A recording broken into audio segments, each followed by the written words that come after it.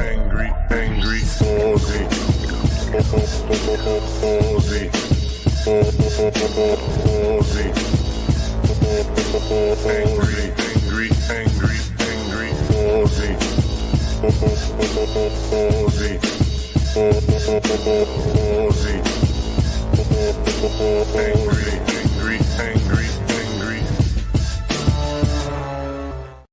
Hey, it's Saturday night. For anyone watching this back later, because I don't think there's anyone here now, but I do thank Project Redfoot for doing the thumbs up thing. Thanks, buddy. Right, I am, as is usual, while I wait for things to warm up, going to make a cocktail video. So I guess I'll get the chickens in charge. Ah! Donut twisties, possibly for later. Do.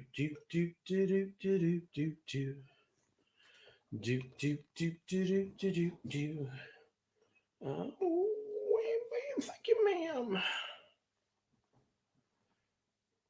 Hey there, Justin. Oh gosh, you're still out of whack with the time zone. How long are you there, by the way? I don't think I asked you that.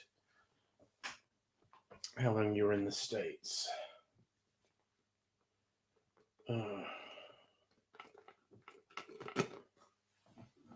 All right, chickens. 3 weeks. Okay, I hope you have a good time, man.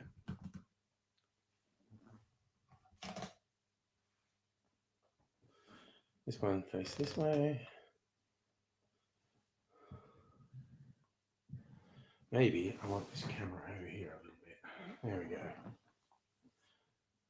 we go. Right. Oh, and I'll put the little banner up in case anyone wants an explanation.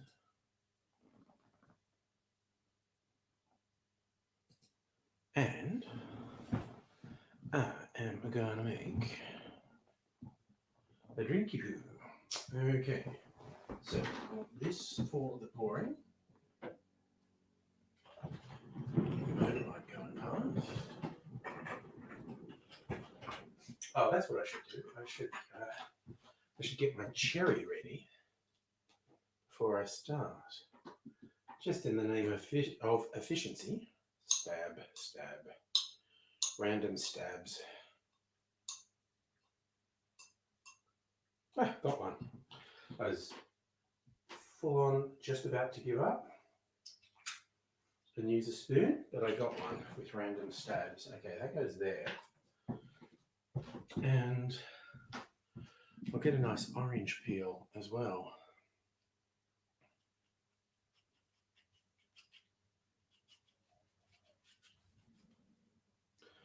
All right. Dots dot. Put that around here. All right. This around here.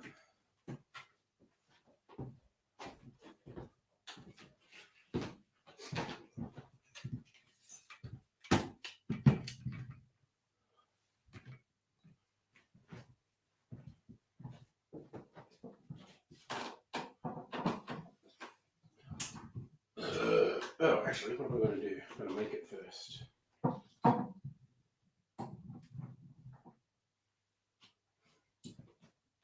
Okay.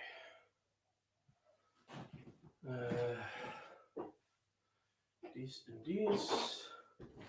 Okay. We want the Christmas brandy. Ooh. Guess I'm going to have to get some more. That's just about out. Christmas brandy. It's about out of this too. An excuse to go and get that.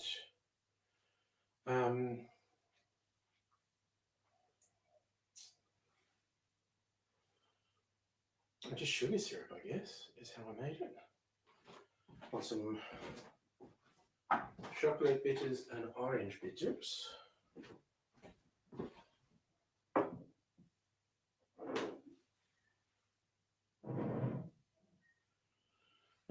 Right.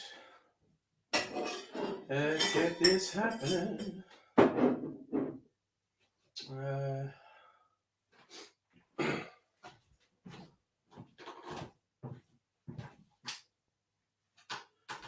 it's all come undone from me tripping over it. Let's get that plug in a bit better there.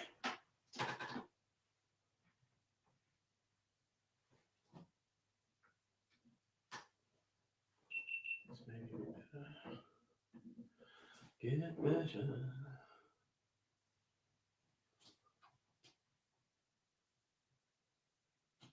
Right. Okay, let's get this stuff sorted.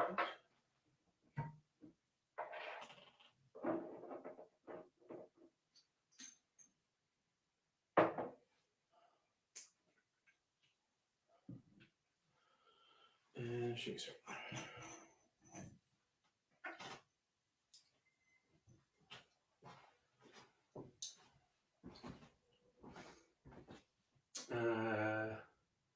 Right, ready to go. So Justin checking for house keys. Oh dear. Yeah, force of habit. Hard to break. All right, let's.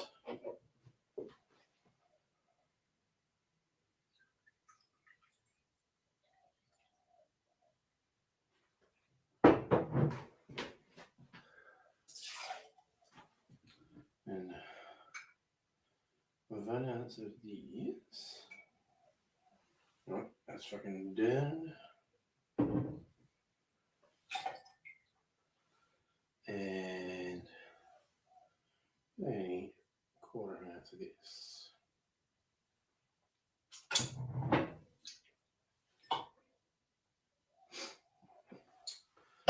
And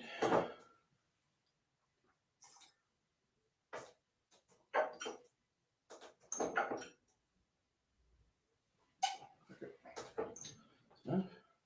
And one dish of butter.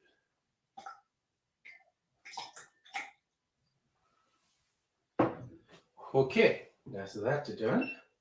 Now we get to some ice.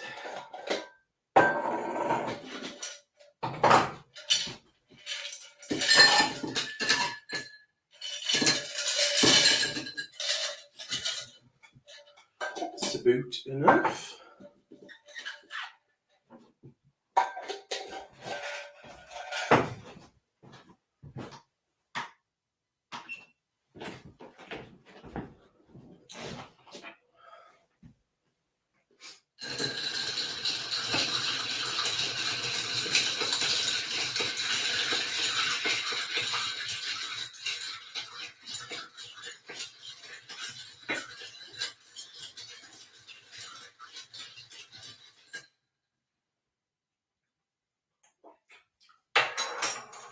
Oh my god, that's so fucking good.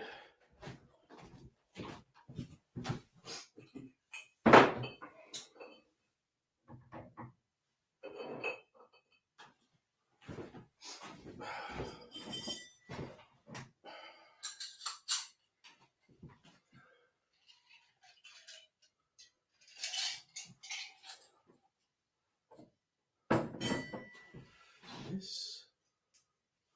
Oh, such a nice spritz. A twist of orange peel. And cherry on a skewer. Alright, that's the close-ups done. Want to now do the talkie talks. There's just a few more minutes. Anyone who's watching, I thank you for patiently watching. Right. This switch off. This switch on. And this switch on.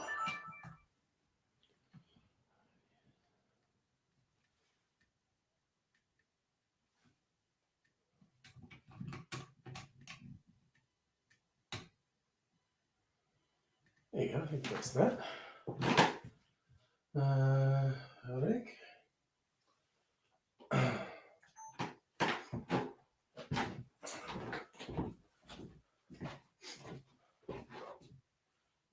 Ah, shit.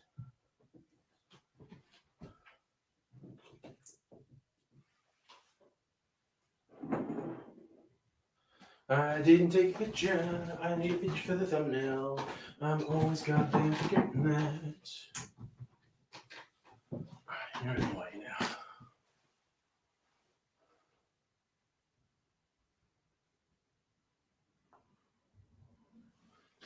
All right.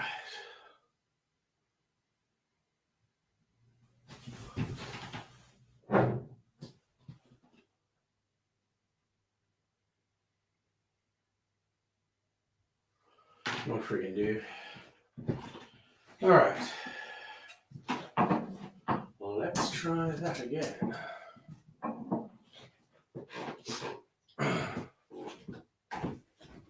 Okay.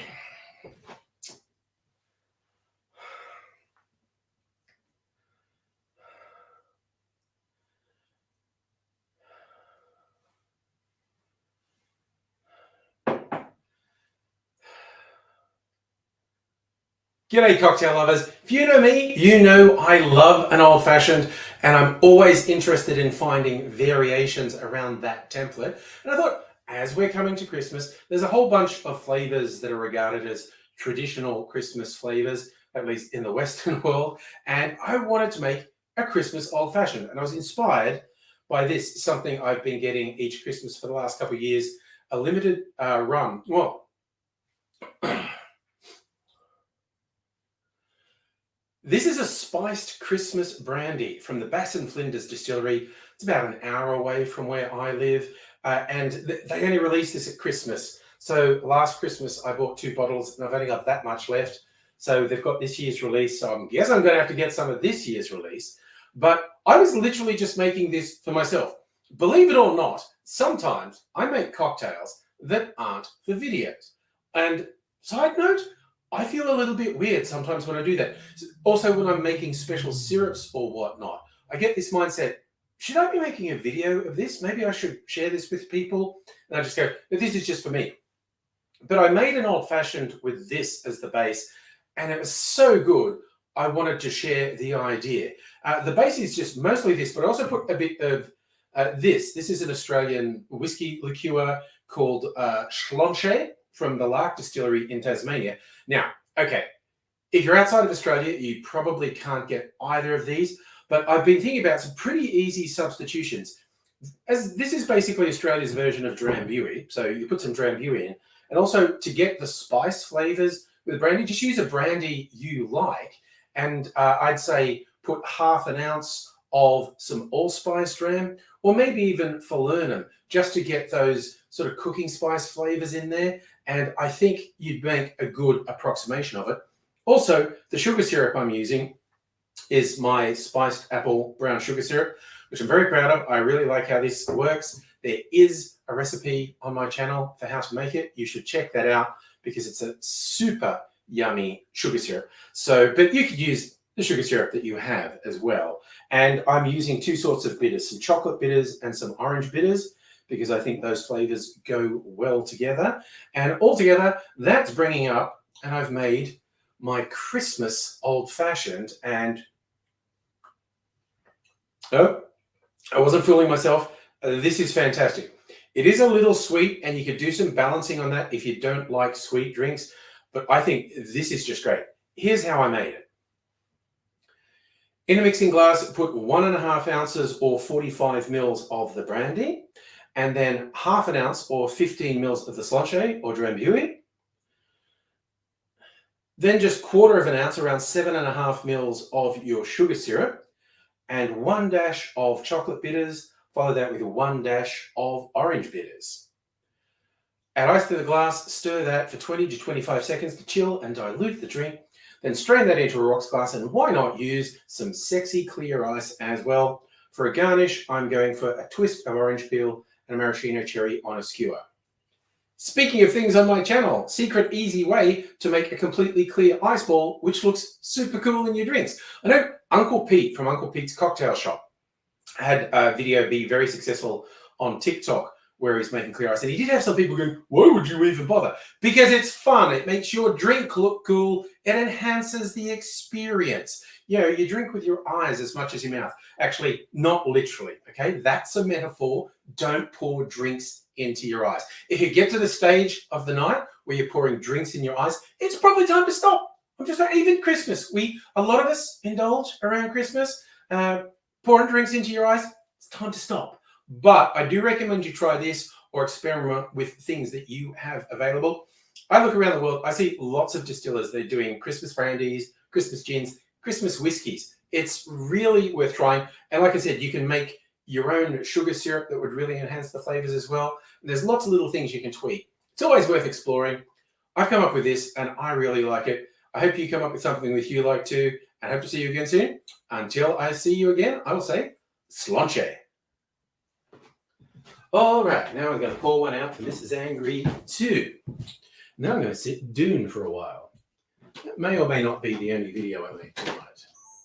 We shall see. Depends who joins the stream and what's happening. I'm just going to clear the decks a little, make some space for myself. Turn this off. Move this away. Bring my chair around. And, oh, I gotta pour this out for Mrs. Angry. I made enough for two.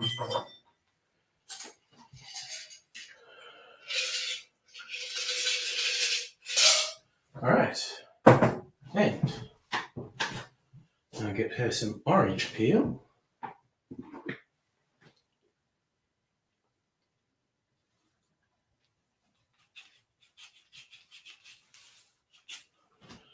All right. Orange peel in the drink. And cocktail cherry. I will need the spoon for this because I didn't bring a second skewer in.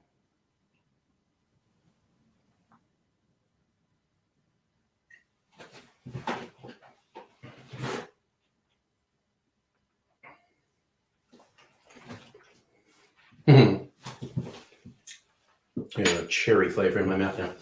All right, back in a minute.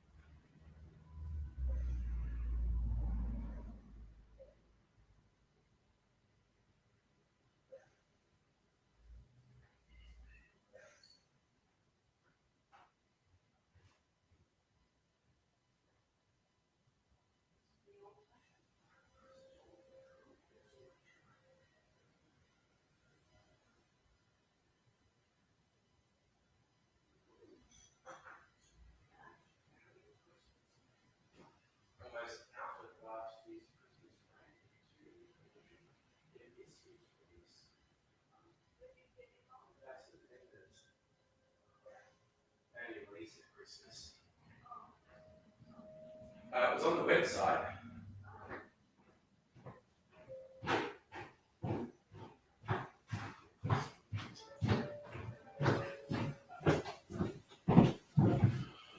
Alrighty, now I'm sitting Dune.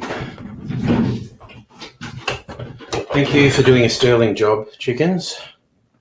You can retire for now. We shall put the banner away because we're not making a video at the moment.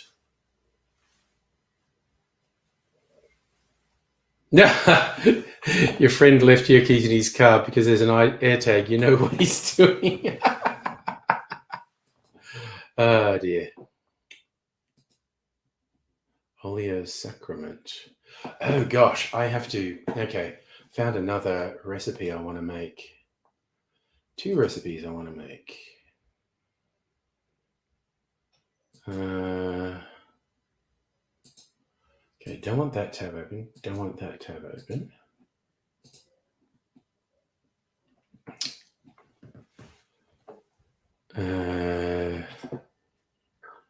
Where is my video ideas? Okay.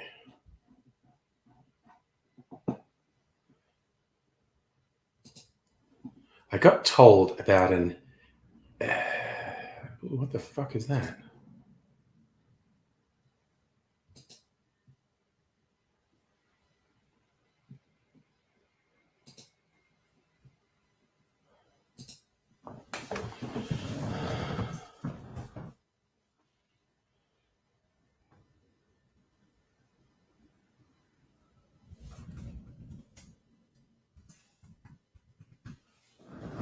Drink called Haitian Cremache.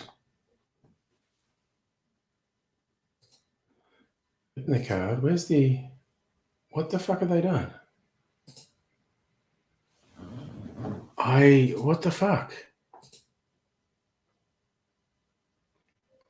What is this doing to me? So this thing is just behaving completely differently. What's the fucking story? Under description and activity.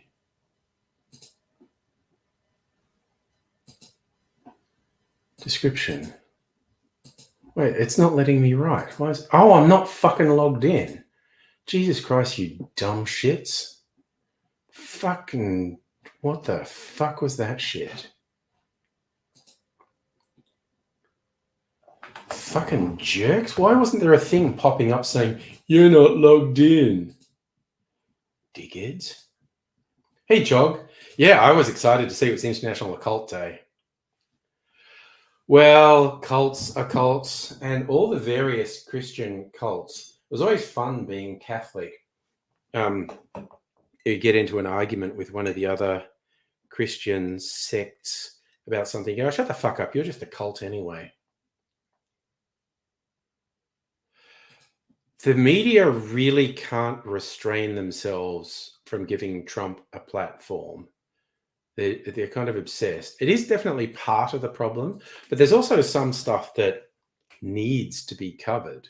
I actually think it's a little bit of a difficult balancing act. I mean, there's some stuff you can go to the media. No, just don't do that, you fuckwits.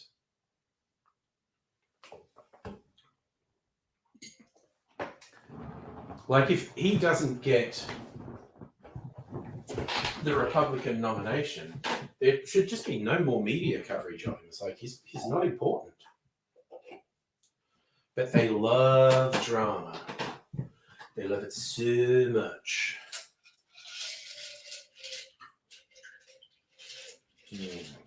My old-fashioned tastes like Christmas pudding. It's really yummy. Oh, it is very yummy. Right. So, but yes, now I'm looking up this thing called Haitian Cremache. And where is a good recipe for it? Is what I know. Holiday eggnog without the eggs.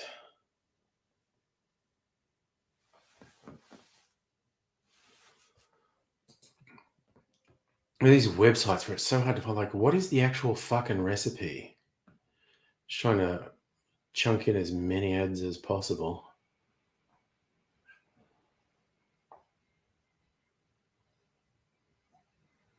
Spiked egg-free eggnog. Which rum should I use? But I got a Haitian rum. I might have. I'll have to check.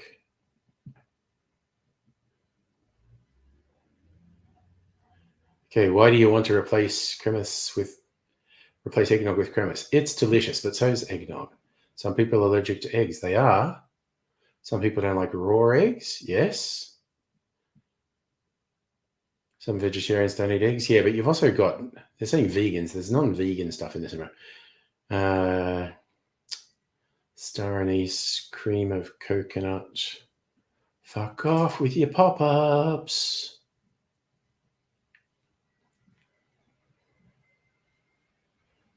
It's got fresh lime juice. I find that really dodgy. I'm worried it would make the other stuff separate.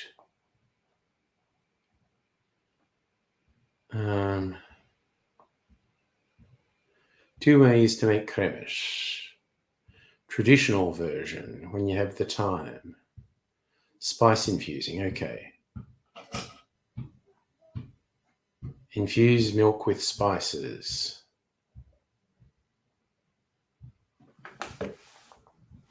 But where are the... okay. Just wondering where the fucking... not saying volumes.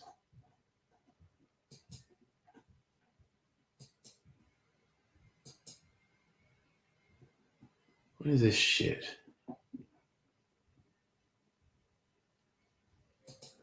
It's like, why won't you actually put the fucking recipe on the page? They're just saying things. They're not saying coconut milk or evaporated coconut milk. Yes. I got sweetened condensed coconut milk.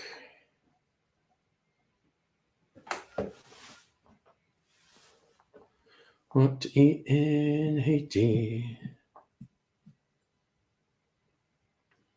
Oh wait, I've been swearing at them, and I scrolled and scrolled and scrolled, and I've found a recipe.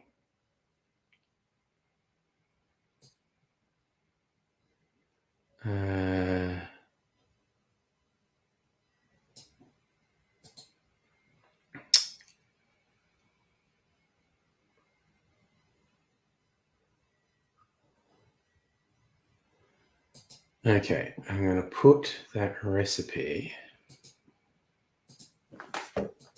in here.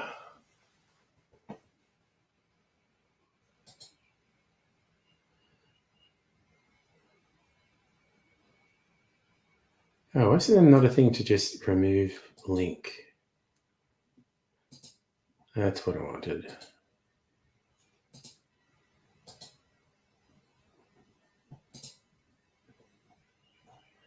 Okay, this is just behaving really stupidly.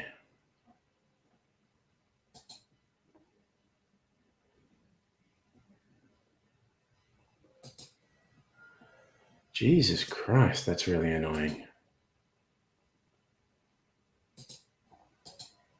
Fucking Windows, man. All right. Save that. Full length. Okay, I've saved Haitian cremes. I'm going to make cremes. So this is Chog on holidays. Irish cream. Hot damn. Yes. I have a few cream liqueurs. My personal favorite is from a Tasmanian whiskey distillery. I was going to say their name wrong. Hellier's Road. That's them. We've got one of their whiskies up there. Hellier's Road whiskey cream liqueurs. Fuck me. We've got two in the fridge. Salted caramel and hazelnut, aka Nutella flavored booze. Oh, it's so yummy. Man, that is good. We're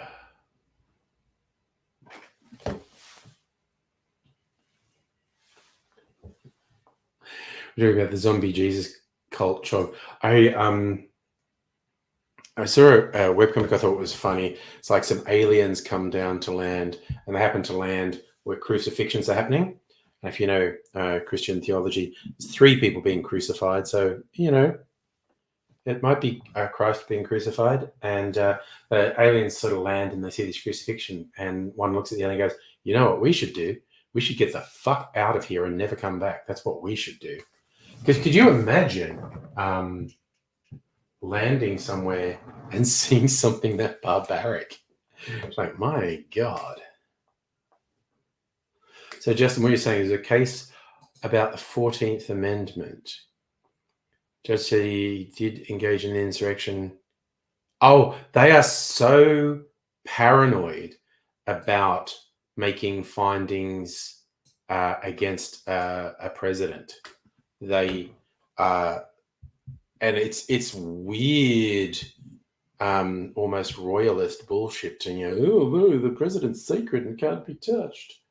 But they are super, super, super averse to having adverse findings about a president. Kind of stupid.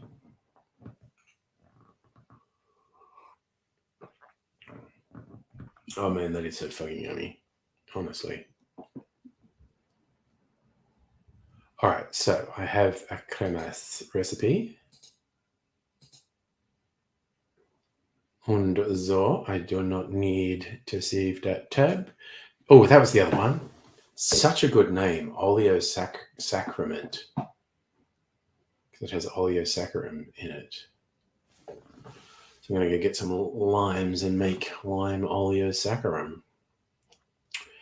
If you weren't so stupid, I could have loved you.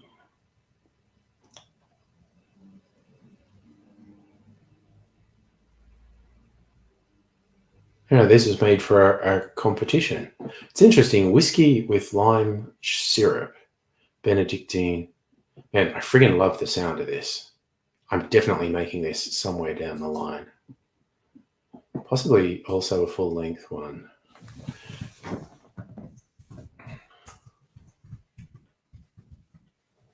Oh, I've got to use gospel whiskey for this. Sorry, they've called this oleosacrament, and I have whiskey from a distillery called the Gospel. Justin, I haven't heard of it. That doesn't mean it's not happening. Chog, the blood sacrifice thing is pretty creepy.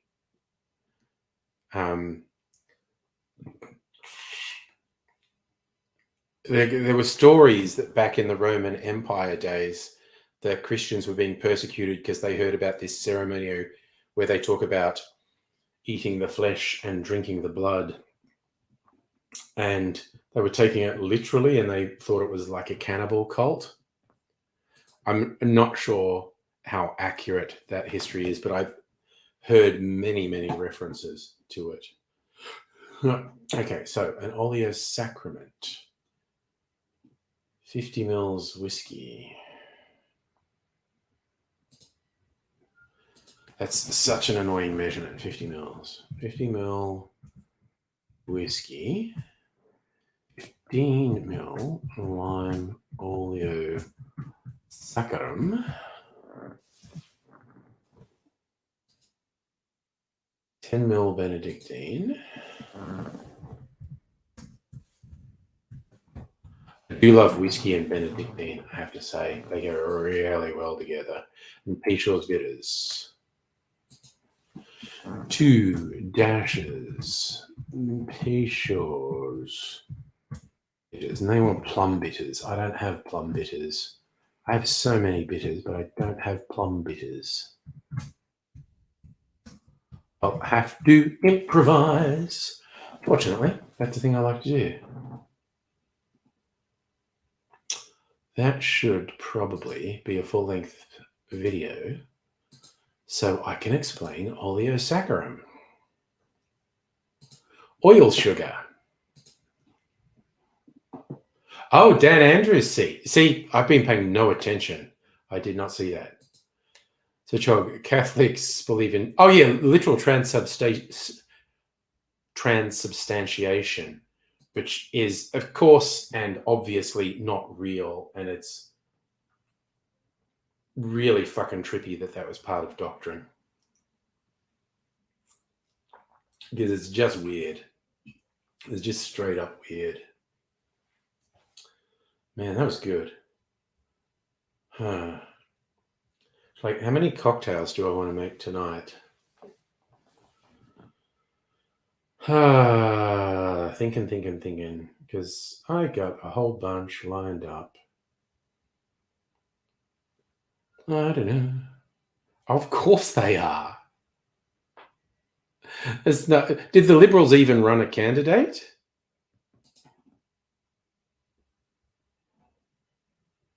It seemed like a bit of a waste of time to me than running a candidate. And money. Waste of time and money.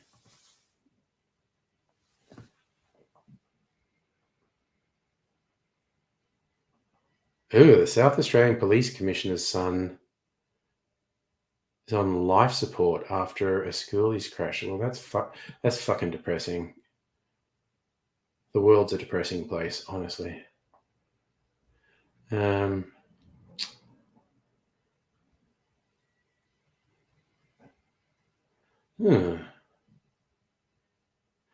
Oh yeah, and the founder of ChatGPT got the flick. That's pretty fucking funny.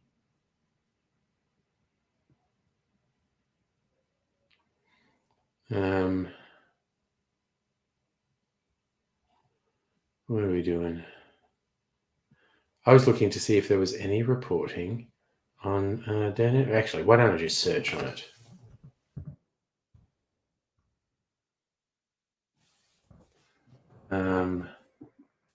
Rolled Up Golf was in Melbourne. Fucking Jesus Christ.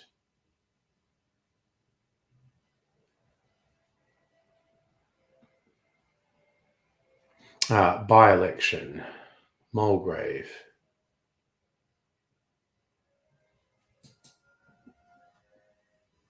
The Liberals did actually run someone. There you go.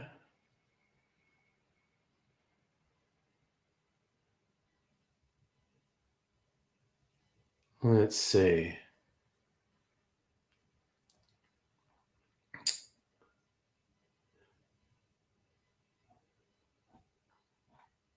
%10 margin.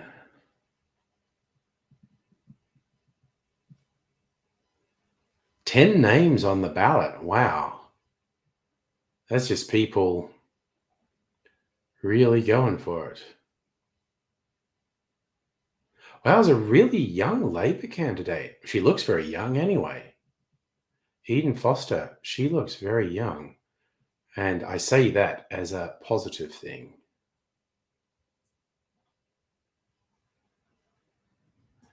Independent candidate Ian Cook with fucking dollar store Cookie Monster.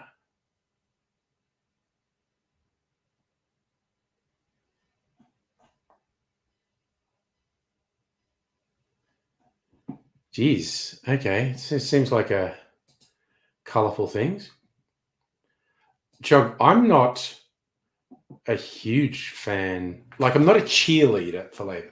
I think Andrews, I've said this so many times, I think he passed the very low bar of probably being the best political leader in Australia. That's damning with faint praise almost. But not that the handling of COVID was without missteps, but Jesus, the fucking storm he weathered through COVID, it just mind blowing. Absolutely out there stuff. I don't know how he did it really. With, oh my God, just the unbridled hate from the Murdoch media. So much. They're so anti-democratic. It's freaky. And they're so upset that the people of Victoria keep not listening to them and keep electing Labor. They're so pissed off about that. It's quite freaky to see how petulant they are.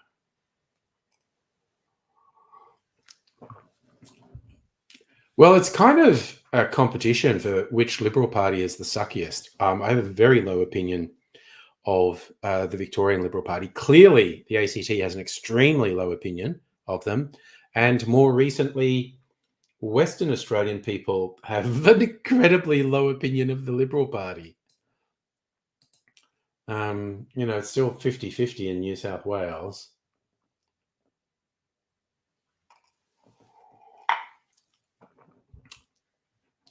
Yeah, I'm not going to argue with you on that. I mean, mind you, that's pretty much how I feel about federal Labor as well. Like, we couldn't have another Morrison government. That would have been just an absolutely horrific disaster. Not an enormous fan of what the Albanese government has been up to. You know what? I might make another short video because I made it's another old-fashioned variation, basically, that I made today. Well, but a tequila-based one, and I can make this really quickly, so I think I will. All right.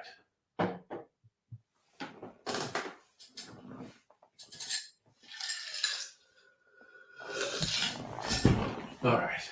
What are we doing here? What do we do now? What are we going to do? What are we going to do? What is that stuck in my head from my childhood?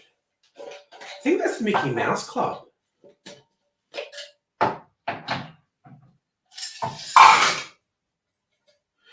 It's weird, like in the 90s, some really famous people came out of Mickey Mouse Club.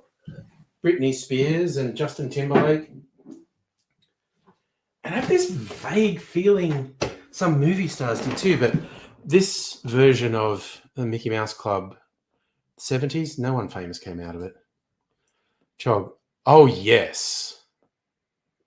Well, I mean, honestly, going back in time, and I don't know if you're old enough to remember it, Chog, but the Keating Hawke governments, they were neoliberals.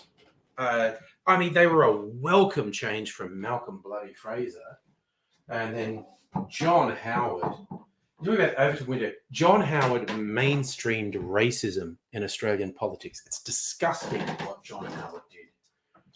He's a soulless little fucking monster, that guy. He's the fucking worst.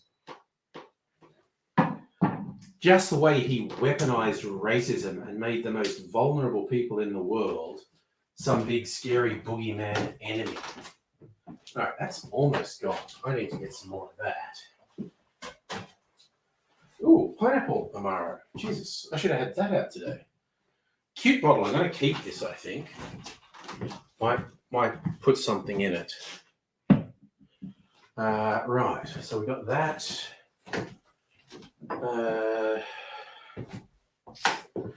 Putting these in here.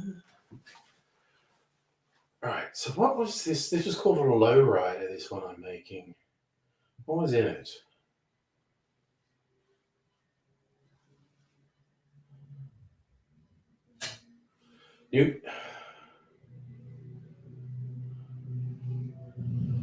Noisy traffic compass. Amaro, that's right. Amaro and dark creme de cacao. Get me Amaro Montenegro. And the dark creme de cacao. Kind of need some more of that too. Got a couple bottles running low. Let's keep an eye out for specials. And going to do some some añejo tequila. Not a huge amount of that left either. I have to find out what's an actual good tequila. I don't know tequila very much. I'm going to find a good tequila that doesn't break the bank. All right. Let's do it. Let's fall in love. All right, almost ready. Get all the pieces ready. Get ready, cause here I come now. Get ready, cause here I come now. Right, let's get this happening.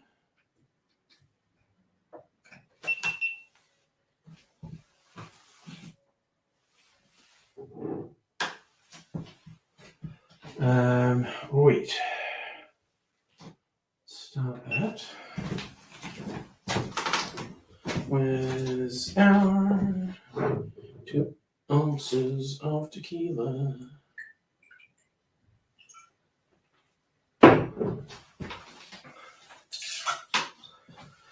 Half an ounce of Amaro.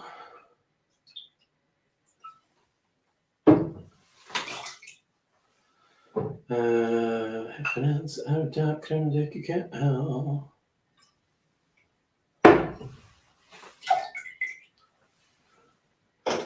And 1 dash of Angostura bitters. All right. So dot. Now, some ice in there. And let's put a bit more ice in there. Some fresh ice. And then we're donezo with the ice, I think. Let's see. Where's my stirring stick? Here it is.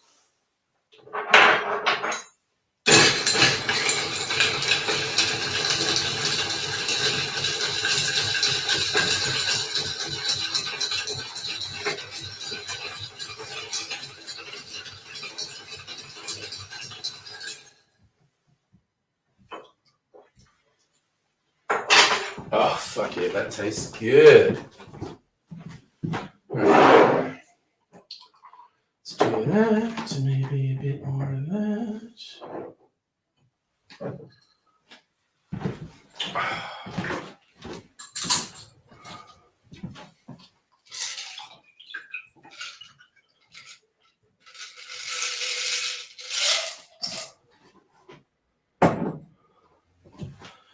And that'll do that. Alrighty. Now the talkie, which will be quick because this is for a YouTube shot. Is that Australian media kidding himself? Oh yeah. I mean, I don't hate Keating, but he's neoliberal. No two ways about it.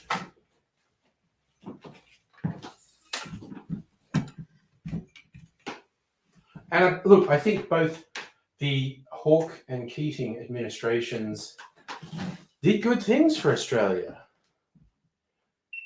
You know, I'm a radical lefty, so I don't think they did enough. They said there was such a welcome change from the Conservatives. But, let's get a bit more light on the subject. All right. That's ready. It's ready.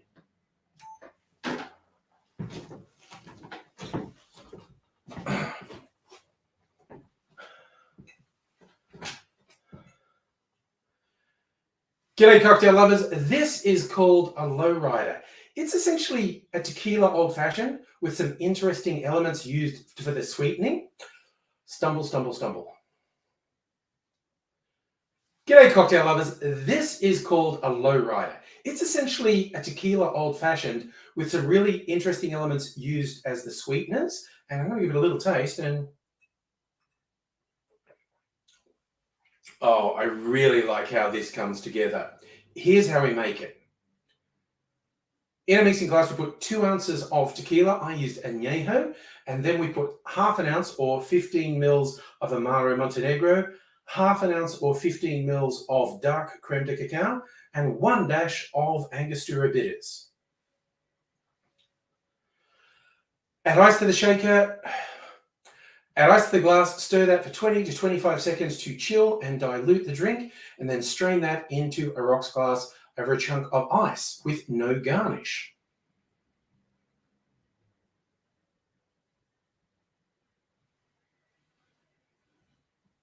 There's room to play with this. I changed the Amaro.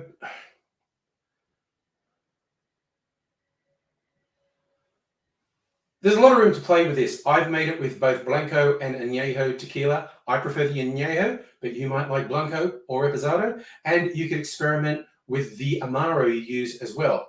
Lots of fun to play with such a simple recipe, the lowrider. Cheers. All right. Now I'm going to sit down and not make any more videos. Okay. I didn't even put the chickens in charge there, did I? That feels like a failure on my part. Come on. Get this stuff out of the way. Put this over here. And turn this off. Back to some mood lighting rather than that rather harsh lighting. And I shall sit down. Hey, Heine, by the way. Am I going to go long tonight? That's probably depends who's here, how active everyone is, what people want. I mean, I'll probably go past 10. Who knows? Who knows? Bit of a piece of string tonight. I mean, I came up pretty well after staying up till 1 a.m. Oh, God. And then I actually went on a live stream in the middle of, well, just after lunch, like 1 p.m. with some other YouTube cocktail channels. And it's Friday night for them, so they were making heaps of drinks. I also made a couple of drinks. I was day drinking. But yes. So you're saying Chog Hawk is responsible for crippling debt, fee help, and next. Oh, it's bullshit that Hawk actually got rid of the free education. It's fucking shit. Yeah, now that you reminded me of that, that's certainly one of the things that I was at least enamored of the Hawk regime. Oh, there's a sexy dark drink.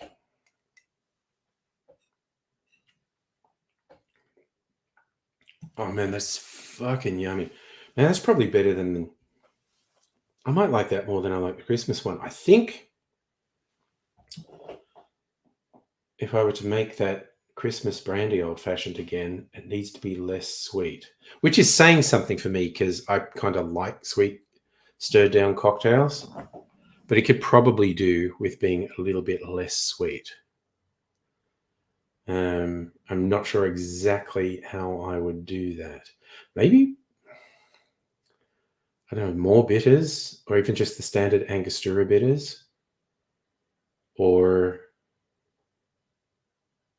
yeah, no, it's a quandary. I'm probably never making it again because I've got so many new ones to try. Oh wait, did I actually write all the ones I wanted? Man, I'm building up a lot of things I want to try. A Brave Bull.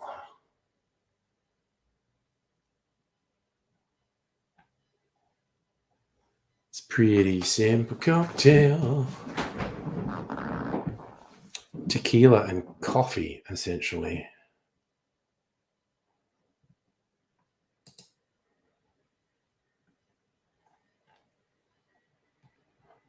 Okay, I'm going to write this one up. So, a Brave Bull, which I think is going to be a short one. Okay. What did I just make then? A lowrider. That's on the doing list now. Gotta make a note of these things so I don't forget it. But I've got a really long list now. Keep me going for weeks. Probably not months. Right. So that's going to be a short, I think.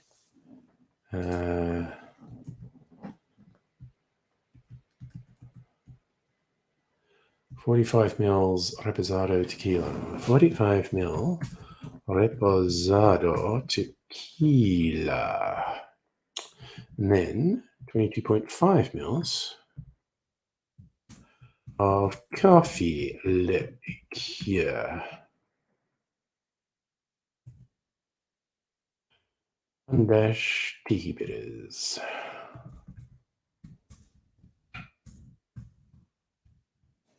Okay. And that's that one saved, so I don't have to remember it. What's the other one? A Marconi.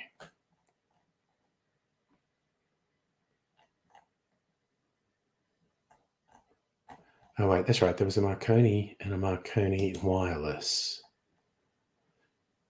It's just Calvados and sweet vermouth.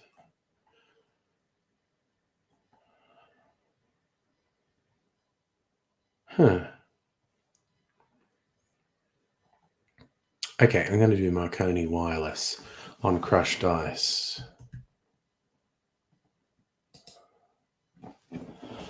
Marconi wireless. And that's going to be short. What do we got? 60 ml Calvados, 30 ml sweet vermouth,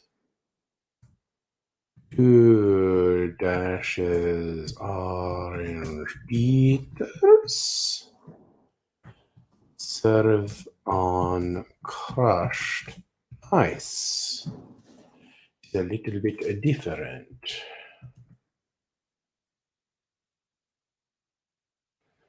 All right, so that's that one taken care of. Now I feel complete because I've saved some things that I want to save for later. There we go. Oh, sorry, so I just saw you got your vaccines, feeling invincible. Well, there's the good thing about the vaccines, because they're not 100% against you actually contracting the virus, but they have proven consistently to be. Oh god, there's a fucking possum running through the roof above my head. But yeah, the vaccines have proven to be consistently good at preventing serious illness. So that's good. Oh man, that drink is really fucking yummy. I really like it. Oh, it's all good in the hood. So I won't get a booster for, I don't know, 6 months. And who knows, there could be some changes in the next 6 months. But because I've just had COVID, I'm not going to get a booster for 6 months. Got some more donut twisties. I was eating these. I was on the stream with the, and they were North Americans from the States and Canada. I had to explain twisties to them.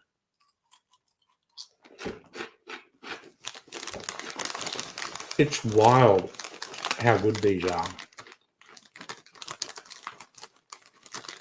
You get that full-on cinnamon sugar flavor when you first put them in your mouth, and then a sort of savory corn flavor. Yummy.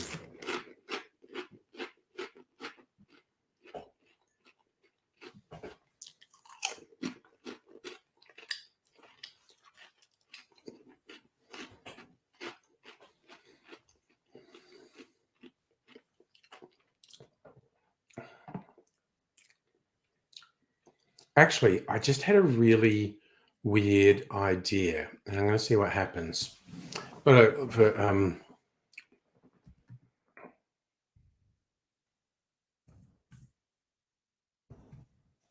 eating governments.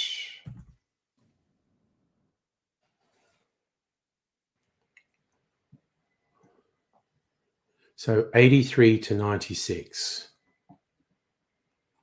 Okay, this is just a weird idea I had. I haven't played with ChatGPT for a little while.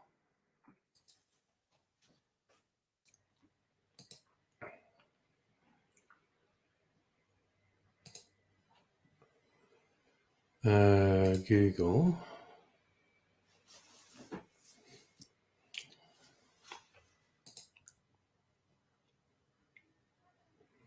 So it's got my history. It does.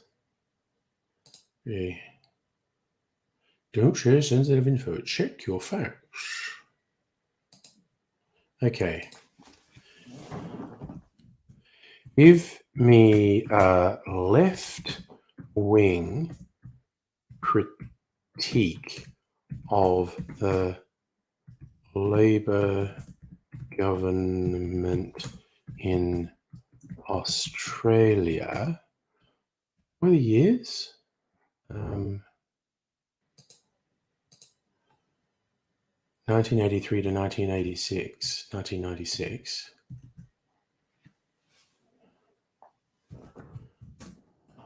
In 1983 to 1996 under Bob Hawke and Paul Keating.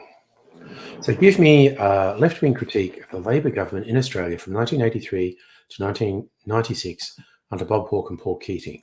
I'm just really interested. Okay. Oh, let's spat this out real quick, which I find interesting. Safra, that might be you getting super hungry after a COVID booster. I don't really remember that happening to me, but it seems healthy. Okay, so ChatGPT.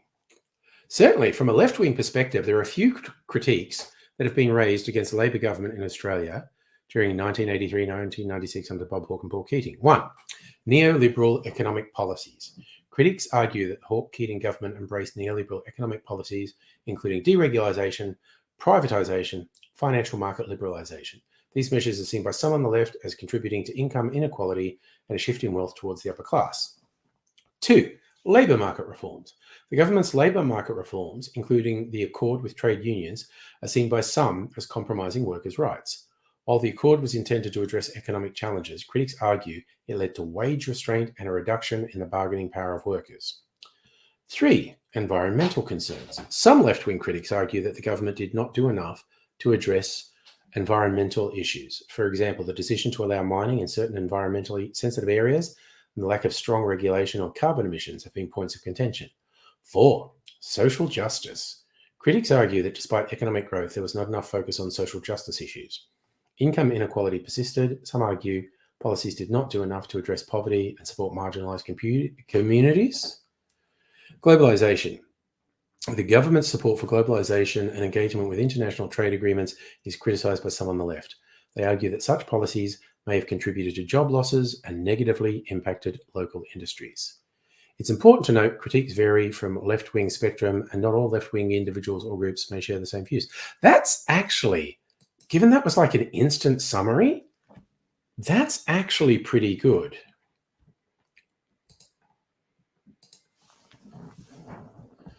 Please give citations for the points you have raised and have specific citations. Okay. Actually gave a pretty good answer to that too. Well, that's mildly amusing. I always find interacting with ChatGPT at least mildly amusing. Oh, that is really good. I'm really glad I made that. I wasn't going to, and it's really yummy. Man, I probably paced myself, and I've got some soda. I remember to get soda water tonight. It's already 9 o'clock. Dang. Okay. Time flies. Chill night, and okay, I'm not doing Olio's sacrament. Oh, am I gonna do Amen Corner?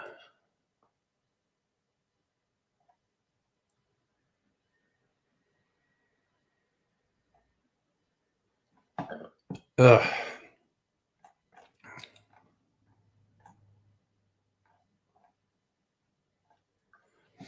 Okay, I am going to save this one too. What's it called again? Amen Corner. Get some weird religious names tonight. Amen Corner.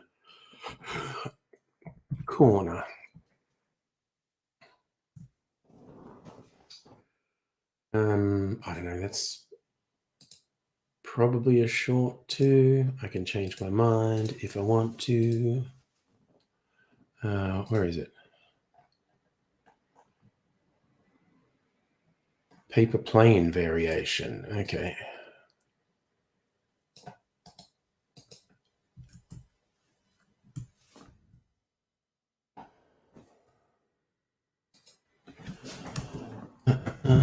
Paper plane variation.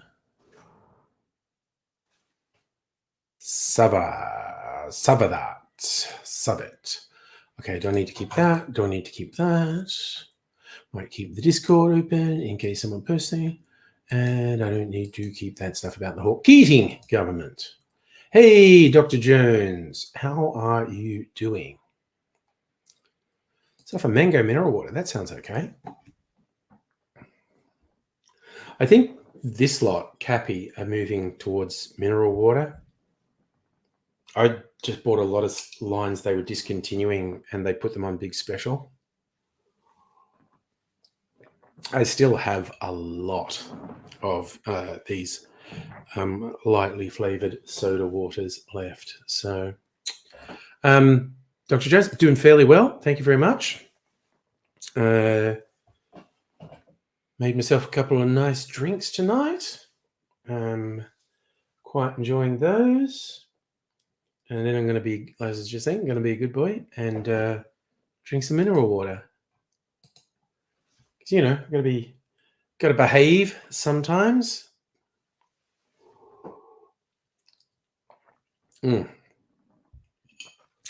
That's not bad. I'm like that. Also, I think it's got a really lingering flavor, so it'll still taste nice when I drink mineral water. It'll kind of wash some flavors off my tongue. Yeah. Oh, yeah, there's a little bit. These bottles get that when after you empty it, there's a little bit runs down in them. There's a few little drops. Honey whiskey liqueur. What do they call it? They just call it a whiskey liqueur. Wacky bottle. Decide what I want to do with that. Oh, okay. So, Dr. Jones, what I've been making tonight. Okay. So, I made my Christmas brandy old fashioned, which was super fucking yum because I actually have this brandy from a local distillery they call Christmas brandy. And so that was like 1.5 ounces Christmas brandy, 1/2 ounce of this, which is basically an Australian version of Drambuie, and my brown sugar spiced syrup, spiced apple brown sugar syrup, however I want to say that, and bitters. And that was fucking yum. And then this is Añejo tequila. This is called a lowrider. Añejo tequila, Amaro Montenegro, and brown creme de cacao. Super fucking yummy. So 2 old-fashioned variations, basically. And super yum. I definitely am more into the stirred down drinks, boozy stirred down drinks, rather than the shaken drinks like the sours that have the fruit juice in them. Not averse to sours, though. You know, you get all those tropical drinks that are like rum and a mix of rums and a mix of fruit juices. And I sure don't mind them, but I have a definite preference for the boozy stirred down drinks. They're yummy. Ooh, okay. Monte Cassino is a nice one. I've had that. An autumn wind, I'm not that familiar with, but I've made a Monte Cassino and remember it as being really good. Actually, I'll look up on one of these things what recipe, because you also get at least slightly different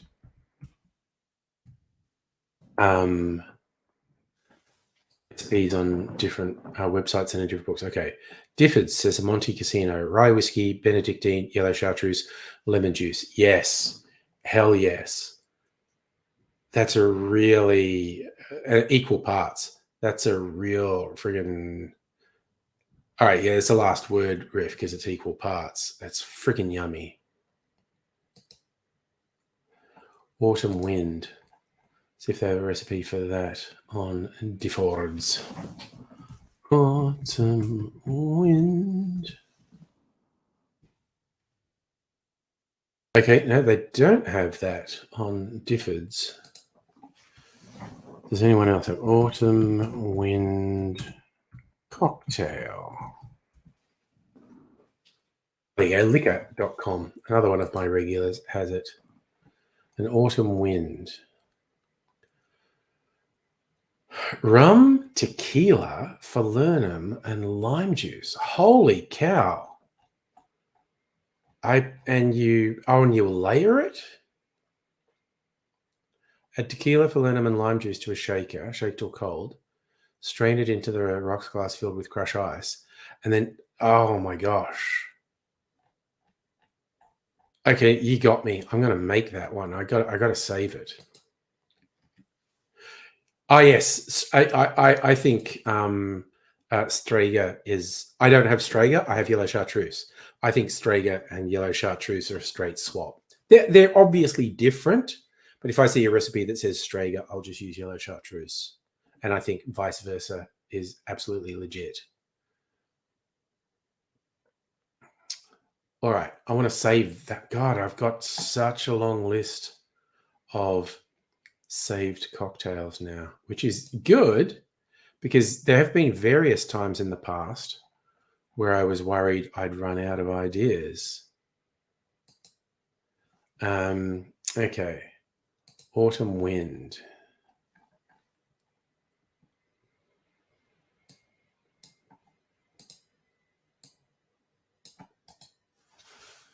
Copy that. Okay, so autumn wind. I'm going to have to save the instructions for this because it's more complicated than a lot. Okay.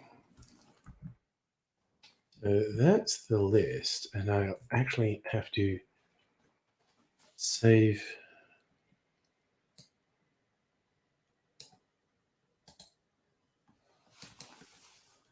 Okay.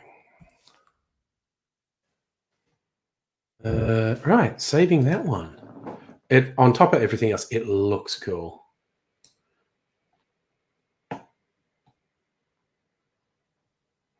All right. Now, actually, how many do I have saved? Because I do about 3 or 4 videos a week. 1, 2, 3, 4, 5, 7, 8, 9, 10, 11, 12, 13, 14, 15, 16, 17, 18, 19, 20, 21, 22, 23, 24, 25, 26, 27. So, holy cow, that's like 2 months. I've got ideas for 2 months. I like that. Oh yeah. I mean, I'll always improvise with subs like different Amaros, even different spirits and whatnot. But yeah, yellow chartreuse and Strega are so close to one another. In fact, there is an Australian maker who it's the Applewood Distillery. Who mostly do gins, but they do some liqueurs, and they have a liqueur that's obviously made to be a yellow chartreuse substitute. It's really fucking yummy. Actually, it's good. Safa, I don't know if there's official medical advice to not drink after a booster, but it's not bad because you can have a reaction to the booster. Yeah, I've got a list through to the new year. And that's, I don't even have, oh no, I have one. I made one Christmas specific drink tonight. I got one more on the list. Yeah, and I have to think what to do for New Year's Eve. Do I want to do any other Christmas themed cocktails?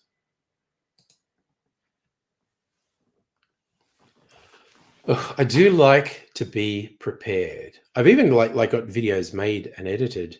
I'm almost 2 weeks ahead on that. Yes, Savi, your reaction to the booster is super bloody angry. That seems like a positive reaction, quite honestly. I do remember getting chills when I first got a COVID vaccine. Weird, but hardly debilitating.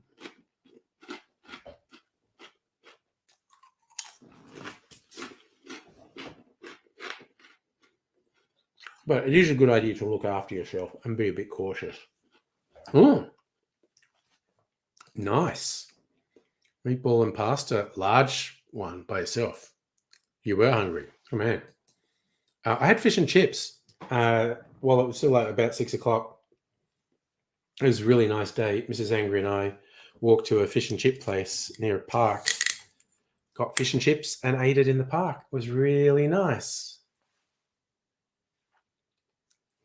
Oh, you got bloodshot eyes. Don't know if that will be the booster or not. Could be a coincidence. But yeah, I had really nice fish and chips for dinner. Oh, yes, after drinking lots of water is a good idea. Be hydrated. That really helps your body. If your body wants to start creating antibodies and stuff, just want to be on top of things, drink lots of water. It's a good idea. Ah.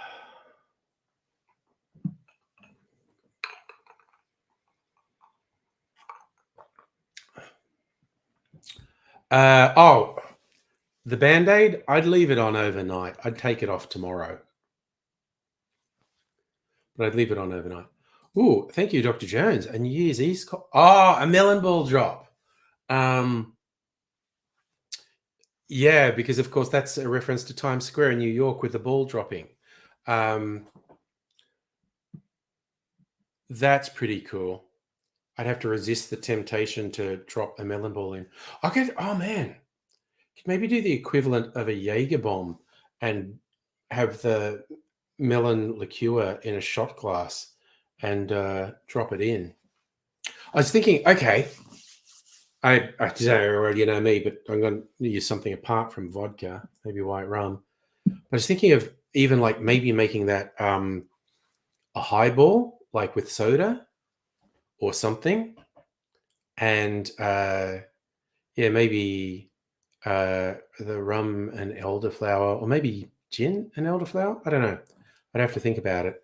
And soda water, so it's a highball, and drop the melon, a shot glass of the melon liqueur in. It's a melon ball drop. Actually, no, I think melon ball drop. You'd have to drop the melon ball in. That's the only thing. Yeah, a light rum, definitely. Yeah, no, I don't know why I was thinking about dropping a shot in. Obviously, a melon ball drop. You should drop a melon ball in.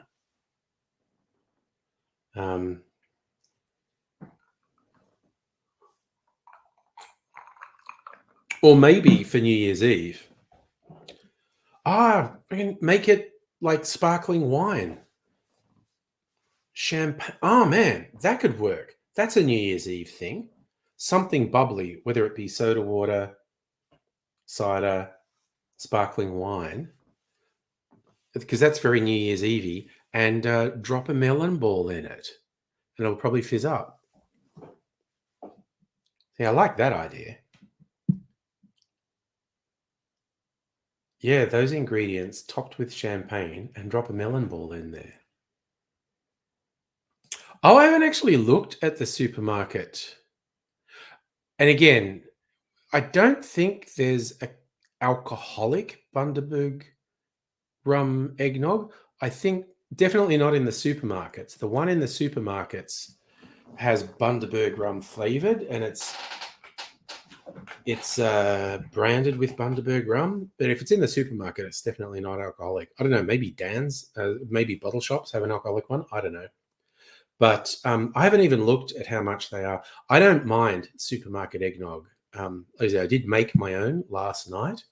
Yeah, the bubbly for the fireworks on New Year's Eve. But yeah, Safa, I don't think I've tried the Bundaberg rum flavored one. I just literally get the supermarket eggnog. I did this last year. I fucking had a heap of supermarket eggnog last year, and just have it like, whatever you're in the mood for. Add some rum, add some brandy, add some whiskey, even tequila, whatever you're in the mood for. So I can't tell you one way or the other about the Bundaberg rum branded one. It's, again, as I said, it's definitely not alcoholic. It's just flavored. And I don't know if the flavor is good or not. I'm not a huge fan of Bundaberg rum. Look, Sydney regularly does one of the best New Year's Eve fireworks displays in the world. like there's a fortune spent on it. But yeah, there's no denying. And again, the harbour, I mean, for all the Melbourne-Sydney rivalry, I'm not a dickhead. I'm not going to say the harbour is not a stunning setting, because it is. I like watching it on TV because, you know, you get multi-camera angles and helicopters and shit, and you get to see everything. And the harbour is absolutely a stunning setting for New Year's Eve fireworks. It's incredible. And I mean, not that the Melbourne ones aren't good, but I will freely admit Sydney Harbour is a much better setting. It's a spectacular setting. So, but yeah, I think, if not the best in the world, the Sydney fireworks can comfortably compete with fireworks anywhere in the world. It's just really amazing stuff. I don't even know if I'll be what. Who the fuck knows what I'm going to do on you? I'm like, with all the COVID about, I'm not going out. I rarely go out on New Year's Eve because, you know, fuck people. But yeah,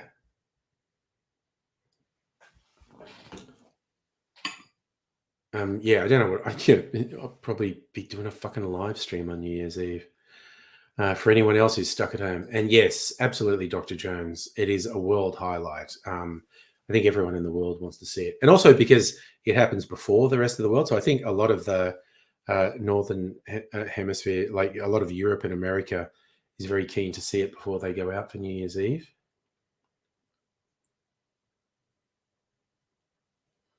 So when did I last go out for New Year's Eve? I legit don't know, man.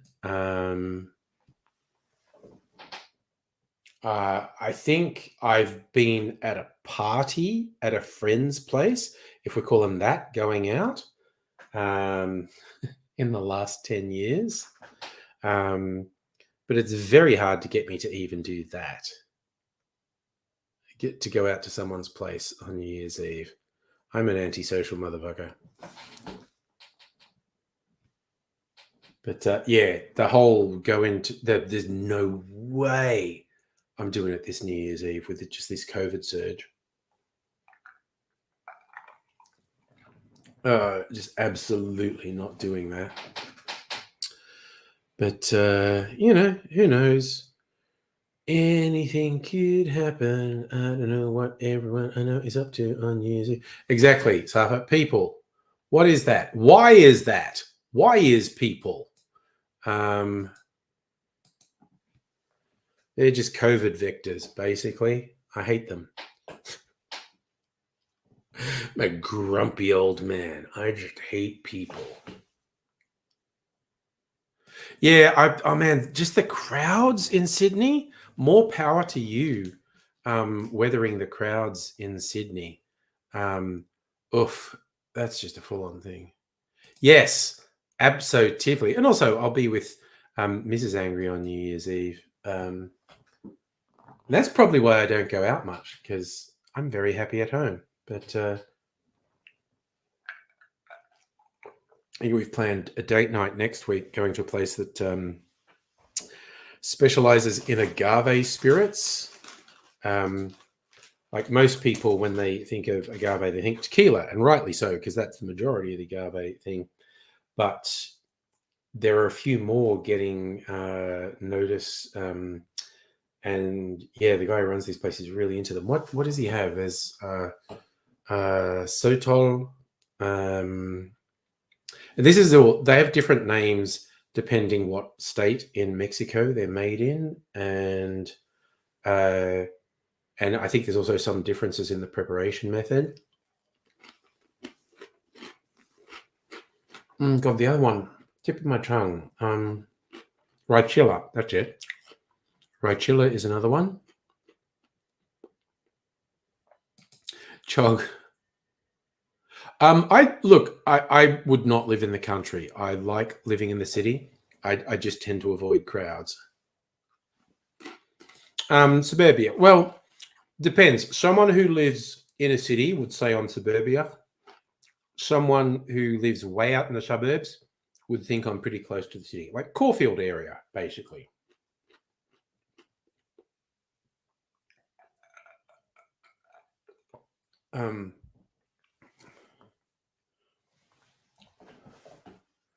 So yeah, I think that's a perspective thing. I think I'm in the suburbs. Like prior to here, I was in East St Kilda, and I think that classifies as being close to the city because you're really only one suburb away from the city. I think that classifies as being close to the city, but Caulfield is several suburbs further out. So yeah, for a city dweller, I'm definitely in the burbs. But Melbourne friggin' sprawls. Like you could drive an hour and still be in Melbourne suburbs. So considering the suburban sprawl, I'm not that far out into the burbs. So it's all a question of perspective. So, but while this neighborhood is freakishly quiet compared to East St Kilda, I've come to like it. So, so you live the country, no crowds? Yep. All right. Here's the thing. I mean, like, I'll joke and shit talk Dubbo all the time, particularly West Dubbo, but half my family still lives there. And I'm not shit talking them and their choices. It's you do what's right for you. And I worked out early on I wasn't a country person. Went from Dubbo to college in Bathurst, then Sydney and Melbourne. And I have never conceived since moving to Sydney of living in a city smaller than Sydney or Melbourne. Which is not to say I couldn't have a good time in other cities. Like I think particularly about Perth and Adelaide, I could probably have a really good time in Perth or Adelaide. Probably survive in Brisbane, but I don't know. Tubbo's not your scene. It's not my scene, man. It is not my scene. But it's a thing. Dr. Jones, a ginger liqueur. Oh, from Portland. Oh, agave and cane sugar. That's interesting. So they're using some of the technique of tequila using agave and some of the technique of rum making with cane sugar, and then they're making a ginger liqueur. Man, that sounds interesting. I'm not the hugest ginger fan, but a little bit in a drink I quite like. So, Chog, if you won a lottery, you don't acreage not far from a coastal centre. Western New South Wales? Yeah, I'm not a fan. Yeah, and look, I could conceive of going out a bit further, whether it would be the Mornington Peninsula or even out towards Geelong, the Great Ocean Road. So there's the Bellarine on that side and Mornington on it.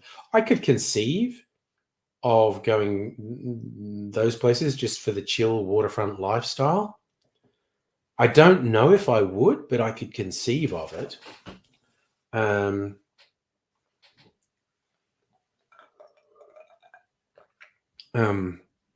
Yeah. I wouldn't leave Australia. I'd travel. I wouldn't.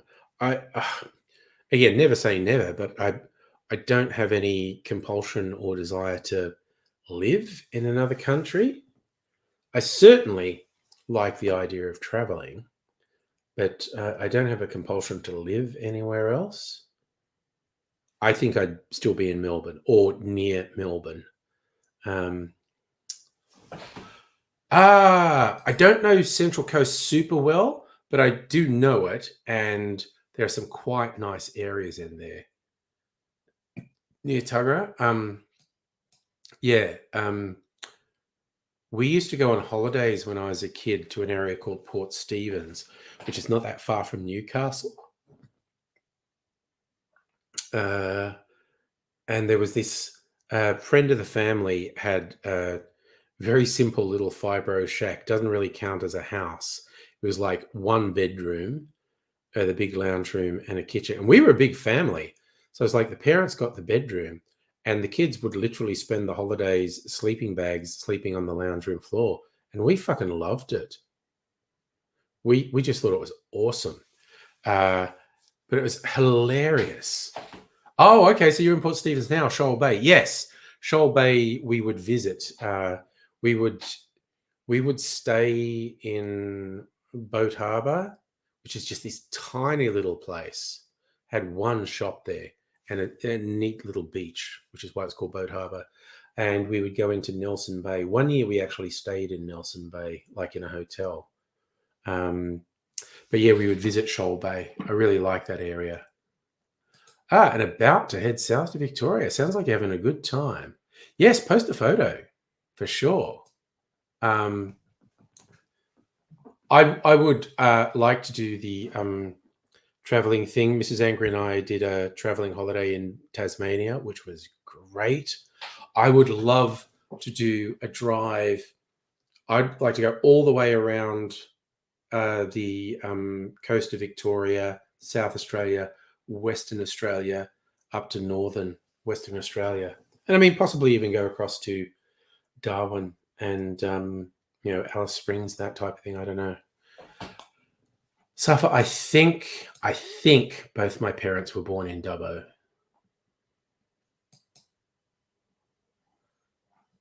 So yeah.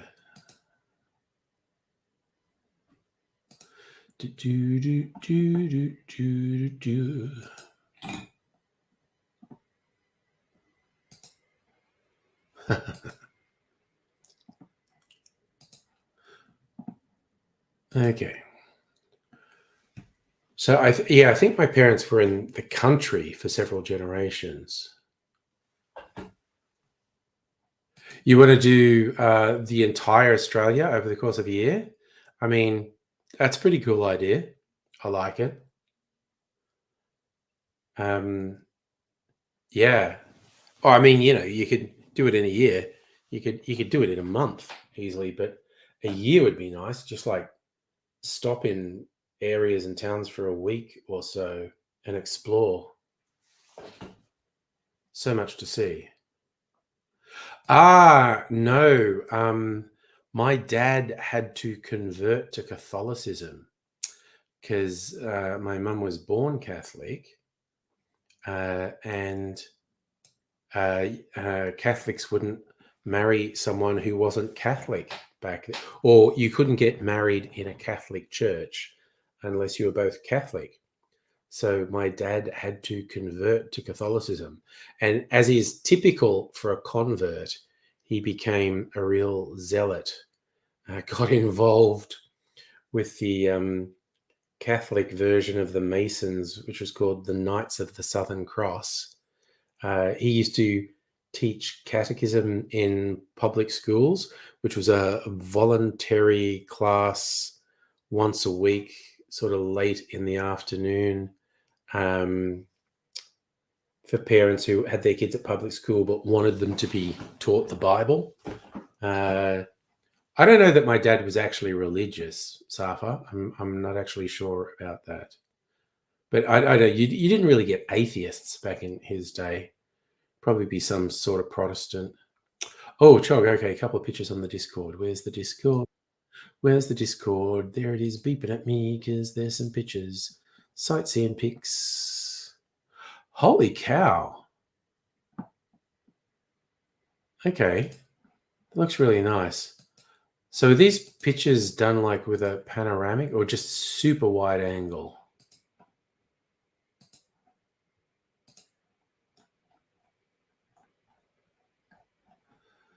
Okay, let's have a look. I will share for people so you can see them. So this is the view from Chog's accommodation, which is lovely. Look at that. Those blue skies and the blue water over there. And this one, very nice picture of a body of water. I think it's like just because you've got a super wide angle, that's making it look a bit wild. But oh my God, just that blue sky in the water, that just looks fantastic. Honestly, that looks really good.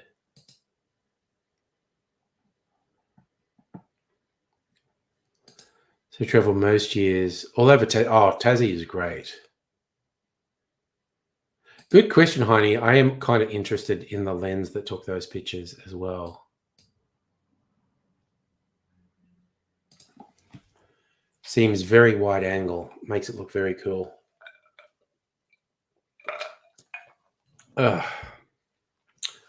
Sad adrift on memory of love. Yeah, I've done the Tassie trip, done in New Zealand in a camper van, which is great. I would love to go back to New Zealand, actually. Beautiful place. But yeah, I definitely, it'd be all down to time and money, but I'd love to do all the way across to Adelaide and then around the coast, the southern part of Western Australia, right up to the touristy bits in the northern part of Western Australia, where you can go swimming with whale sharks and whatnot. Oh, that's interesting, Safa. Tassie reminds you of Central Europe. I've never been to Central Europe, so.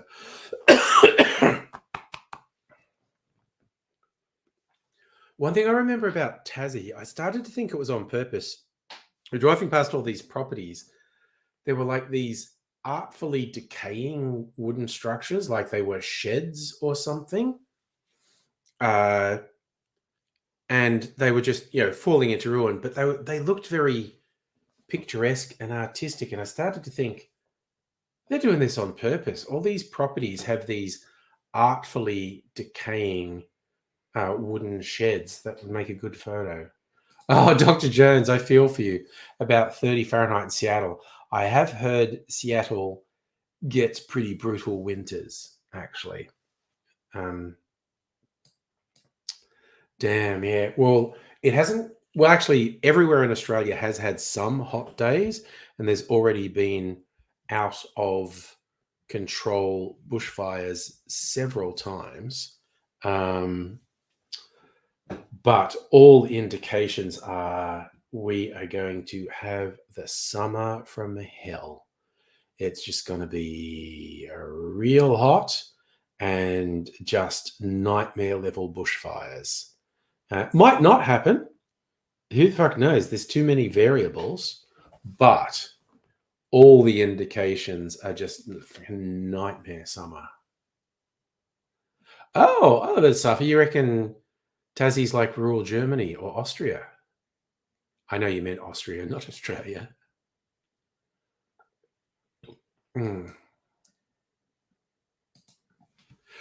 Germany is a place I would love to go, actually. Not least because I like internet friends in Germany, and it'd be nice to be with someone local. Oh yeah, Safa, the warning of power outages this summer. They're just preempting that. You know what? It's probably going to be super fucking hot, and everyone's going to be running their aircon at the max, and it's probably going to overload the power grid. And there's all these really high risks of bushfires, which could actually take out substations, and then we're really screwed. So, yeah. Oh, nice! You're going around the high country. That is really picturesque up there.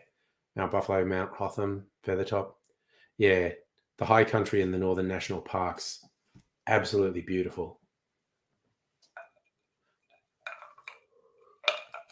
And if you're about to do it nowish, no bushfires.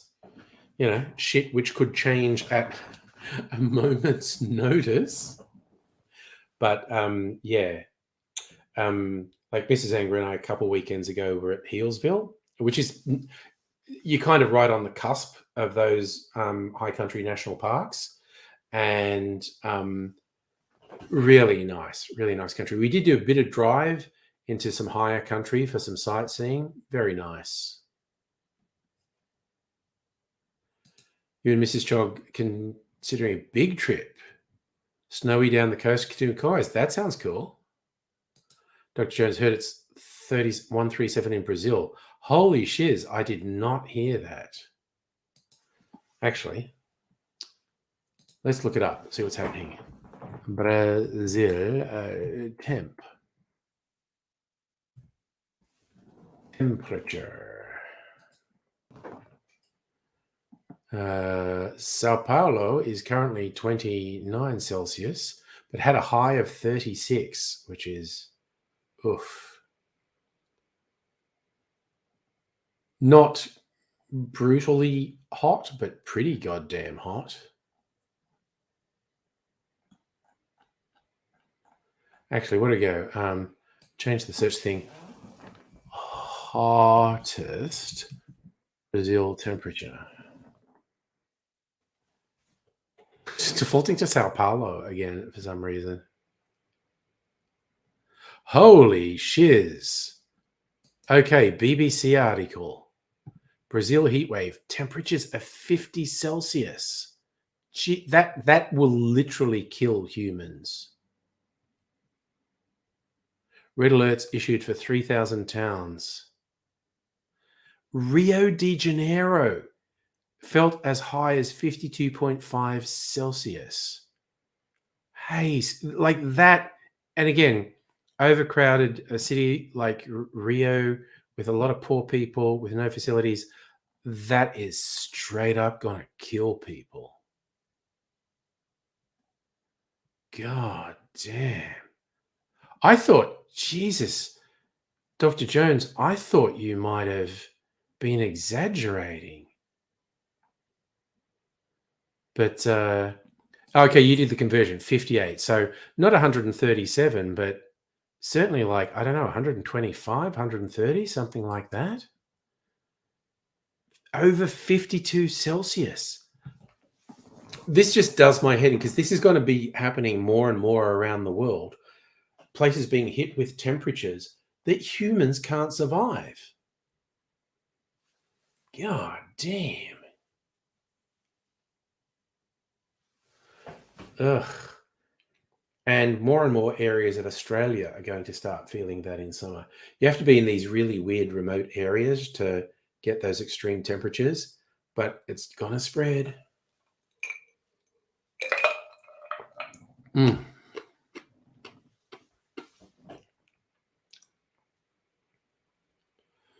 Wowzers, that's stunning and concerning, frightening even. Wait, is that just water? That's just water. I thought there's some drops on my phone. Did I drop syrup on it? All right, I made a low rider, so that goes into... Oh, no, wait, it's not done. All right, it goes there. God damn it. Do a tappy thing on my phone before I go to bed. Weird little game. What's this doing? No. Do this. Just one of those things where you meaninglessly tap on it. Your ice tastes more malicious, more delicious. Oh, yeah. Tassie and the South Island of New Zealand would be good places to escape from global warming.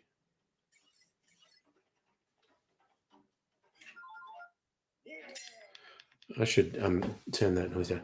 Yeah. Oof. That is one of the, I just love Tassie and New Zealand, but one of their big strengths, besides being very picturesque and lovely, is they'd be pretty good places to hide from global warming. Damn. That's just brutal.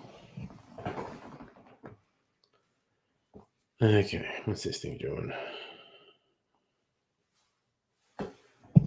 The silly tappy game. Every now and then I download one of these tappy games, and I'll do it for ages, and then I'll just go, this is really pointless and a complete waste of my time. Why am I doing this? And I delete it.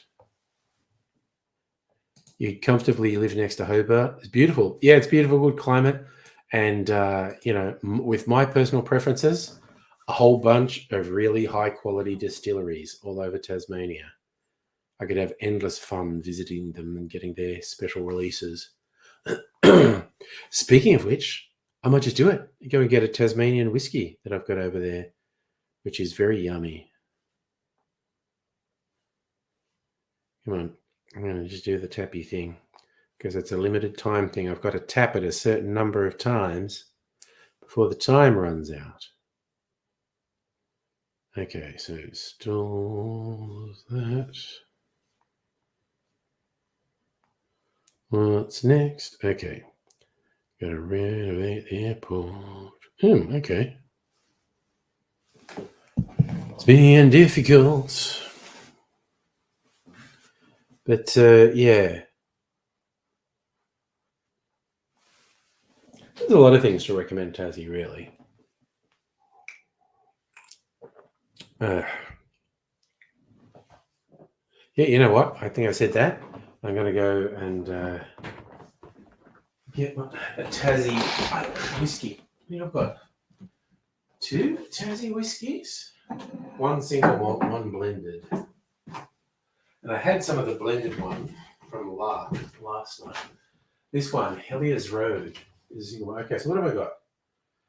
Victoria, America, Sydney, Adelaide, Melbourne, Scotland. Oh, you know what I want to... Okay. Just randomly, I'm in a tasting mood. I want to do some comparisons. Man, I have a lot of Starwood whiskies. And why not? It's a great little distillery. Okay. 2 bourbons I have. One reasonably well-known one and one obscure one. Get some shot glasses. Or will I be a classy mofo and do Glen Cairns? I'll do Glen Cairns because I'm a classy mofo. That's what the classy mofos do. Drink their whiskey in Glen Cairns. Or at least taste the whiskey in these little mini Glen Cairns. Okay.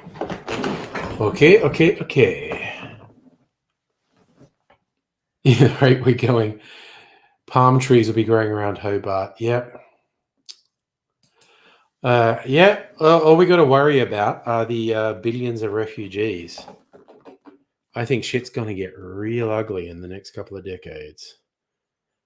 My 2 cents? Okay, bean juice and Geno food. What am I doing here? Okay. Tapper. So I want bean juice and dino food. Add dino food. Huh. What do you think? Both of those, I think. How Tim Smith? I don't know, half? I mean, I wouldn't drive because I'm not a dick like Tim Smith. All right. Okay, so Heliers Road. Oh, solid heavy bottle.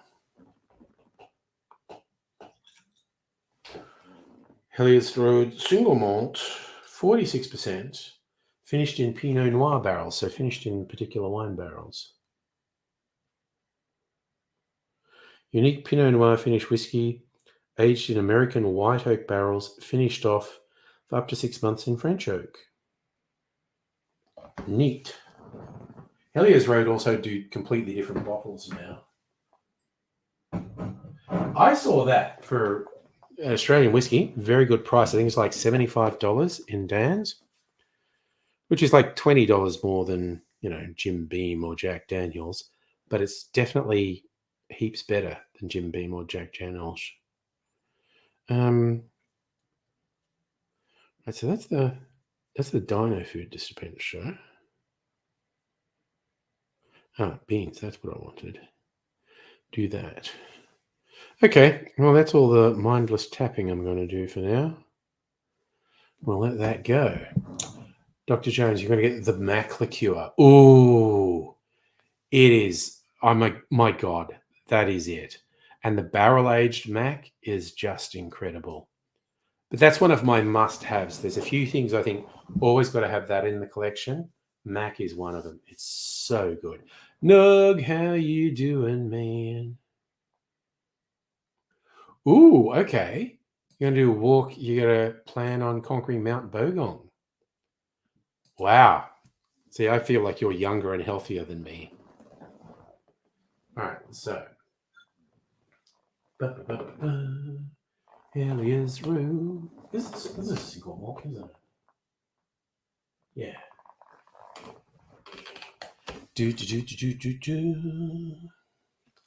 Yeah. Oh my god, that smells so nice. It's it's like really fruity and sweet and a little bit of cinnamon. All typical whiskey aromas, really.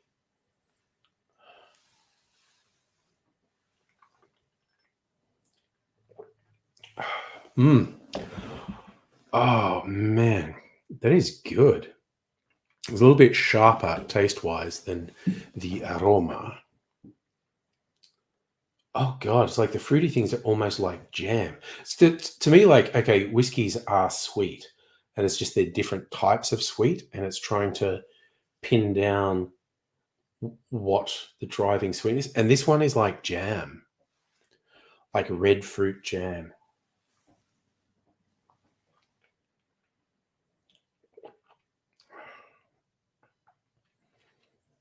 Oh damn, that is pretty good. Make a very good old fashioned too. I'm probably not going to go to all the trouble of making another old fashioned. But yeah, maybe I will. Waiting to know when Mrs. Angry is going to bed. Maybe I will. I'm going to go. I don't know. I've just got these whiskies out randomly to taste them. I'll do it. I would absolutely use Mac in place of Orgeat. It's different. Mac is not as sweet as Orgeat, but it's great. And any of the nut liqueurs, like you get hazelnut liqueurs, almond liqueurs, any sort of nut liqueur that's in a cocktail. But holy crap, just like Mac on ice, or I swear to God, Mac on ice cream. It's so good. It's so decadent. But yeah. But even like, I love you. I haven't, oh God, now I haven't done it for a little while. I might even do it now because I was talking about making an old fashioned, but making an old fashioned and okay, so it's a Godfather, which is let me see. Where are we?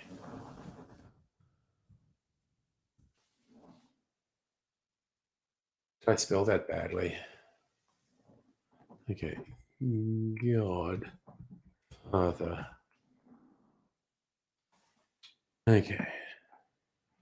What the fuck?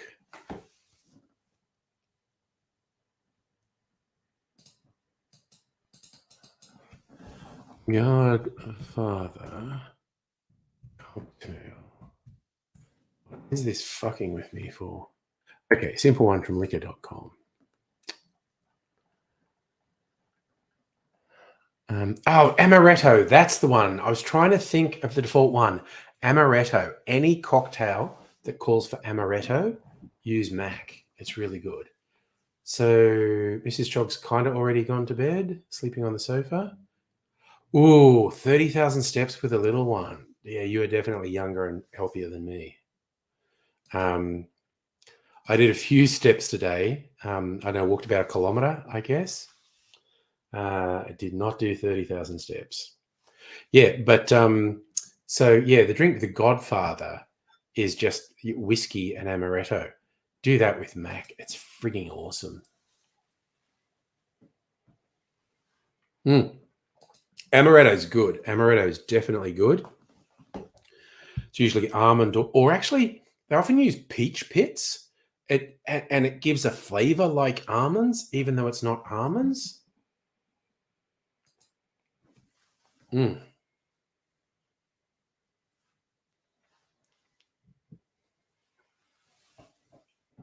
Mm.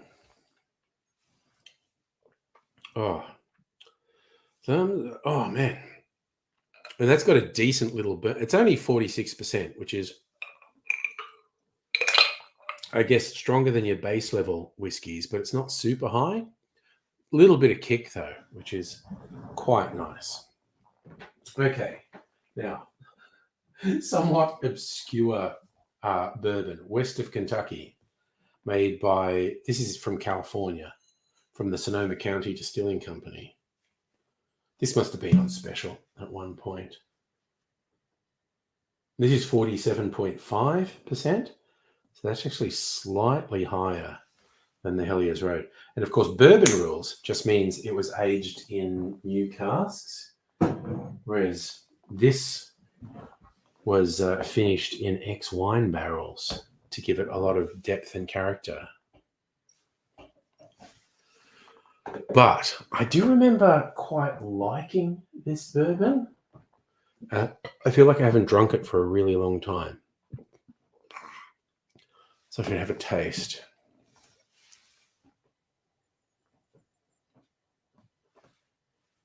This is like so much lighter aroma than the Helios Road. It's like there's almost nothing compared to the Helios Road.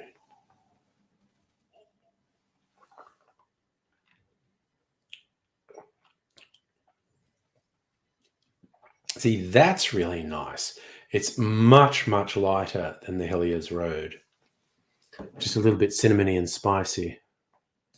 Oh gosh, do you actually have spinal arthritis? Gosh darn. Well, more friggin' power to you, taking advantage of your time now. And yeah, that honestly, bourbon lovers are obsessive about their bourbon, and a lot of them will poo-poo finished whiskies or whiskies that were aged in barrels that used to have something else, because that's one of the rules of bourbon. It has to be aged in virgin oak.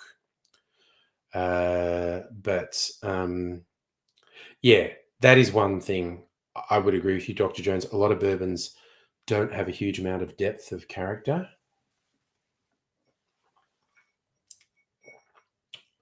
I mean, that's nice. It's much lighter and a bit sharper than the Helios Road. Still, again, 57.5%. It's got that burn happening, 115 proof. Wait, actually, did I say 57 or is it 47? 47. What am I talking about? Okay, so that's 95 proof, which is, nice, solid proof for a whiskey. A lot of the more artisanal whiskies in Australia are released at about 46%.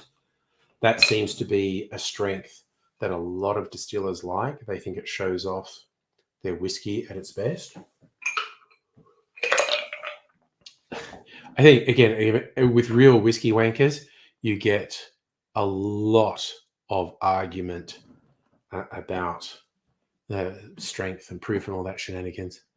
Seeing the Alpine regions. Oh gosh, no, it's just about perfect. Like, there's been rain, so it's green. There's been no bushfires yet. I think you're going to have a great time. It is incredibly beautiful country. So I hope you enjoy it. Well, okay, here's a funny thing, Dr. Jones, with Australian whiskey. The heat here does make whiskey age more quickly. So to meet the Australian definition of whiskey, it only has to be aged for a minimum of 2 years. Like, I think for Scotch whiskey, it's 3 years. But the whiskey's just aged faster because of the climate in Australia. Oh, popping up on Twitch, XY38OB. Is that Bob? Hello, XY3 Bob. Hello, and thank you for dropping in to say hello. Oh, and as I always explain to people who join from Twitch, I'm using a service called StreamYard to restream to multiple platforms. Most people watch me on YouTube, but some people watch me on Twitch, and some people occasionally watch me on Facebook. There you go. Dr. Jones is on Twitch, regular Twitch viewer. All right, now this other Bourbon Michter's small batch, 45.7. So these were all really similar proof whiskies.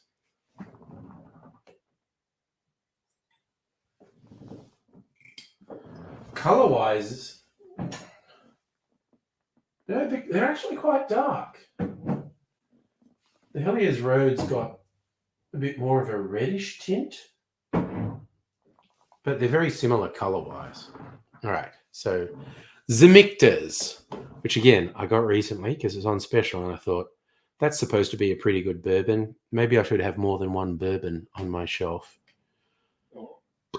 So we'll see. Again, a little bit proofy, holds its own in cocktails, which is good because that's how I drink whiskey. Like I almost only ever drink whiskey straight just to compare. Now, see, this has got a bit more going on the nose than the west of Kentucky, the Californian whiskey. Where is Michter's made? Kentucky. So Kentucky and west of Kentucky. That's more sort of caramel and cinnamon. Yeah, Michter's Rye. A lot of people recommend Michter's Rye. Like I'm not joking. I only got it because it was on special, and it was like about a third off. And people, Michter's. I think, oh look, everyone's popping up on Twitch. Kalamolala, however you pronounce it. Hello, welcome. Thank you for dropping in and saying hello. You do the same thing. I'm streaming simultaneously to YouTube, Facebook, and Twitch. Most people watch me on Facebook, but look, an increasing number of people are watching me on Twitch. So thank you for dropping in. I'm just tasting whiskey at this point. I've been streaming for about 2 hours. It's 10 o'clock on a Saturday night. I might stay up for a while or I might not, but I just randomly decided to do some taste comparisons on some of my whiskeys. Also, some of my whiskeys. So top shelf is whiskeys. 3D. That's gins. And there's rums and then there's brandies and other things. And the Mysterious Cupboard of Mystery has a bunch of liqueurs in it.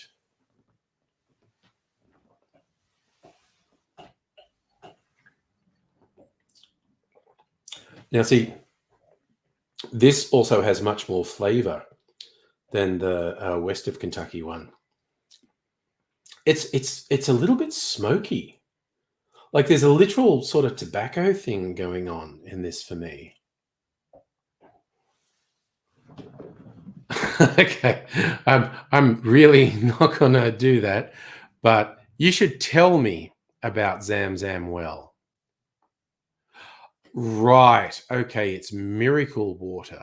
Will it make my dick grow? I mean, what sort of miracle are we talking about? Will it cure my leprosy? Honestly, bits of me are just falling off. So I'd really appreciate it if it cured leprosy.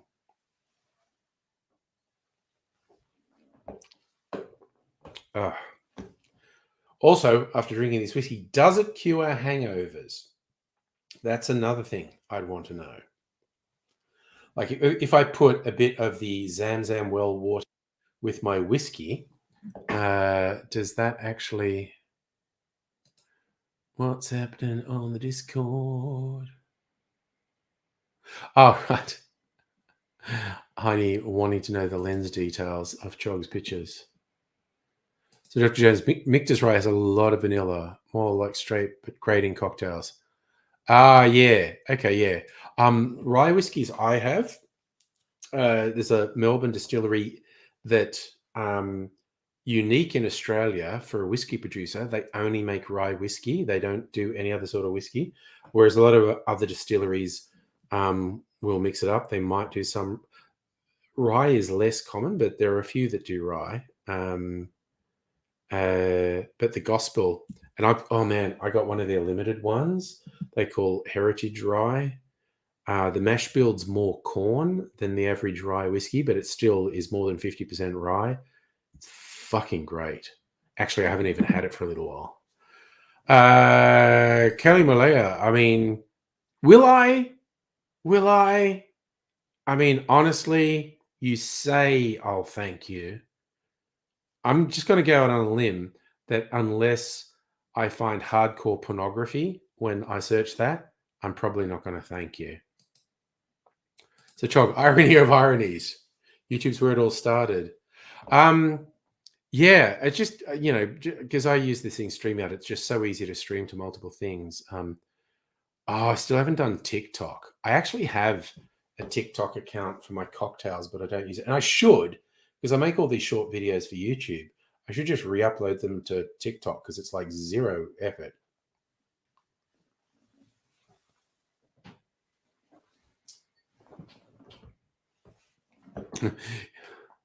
Kelly Malala, honestly, I applaud your hustle of just repeatedly trying to get me to look up obvious bullshit. And I mean, I have a couple more drinks. I might do it. I might. All right, so I was going to do a Godfather, and I don't dislike any of them. I'm going to do it with Helly Show. I think I'll just do a half-size one, actually. Get my little jigger. Get the Mac out of the cupboard. Okay. I got to go into the mysterious cupboard of mystery to get the Mac. Macadamia liqueur. Okay, I've got extra barrel aged, so I'm going to do barrel aged. This one's almost empty, but don't panic. I have another full bottle of the barrel aged Mac because I love it so much. And I haven't even had it for a little while. So actually, thank you for bringing it up, Dr. Jones. Honey, see, I don't even watch TikTok.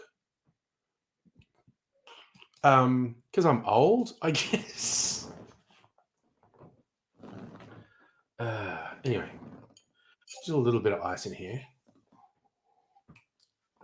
So just gonna use that. Okay.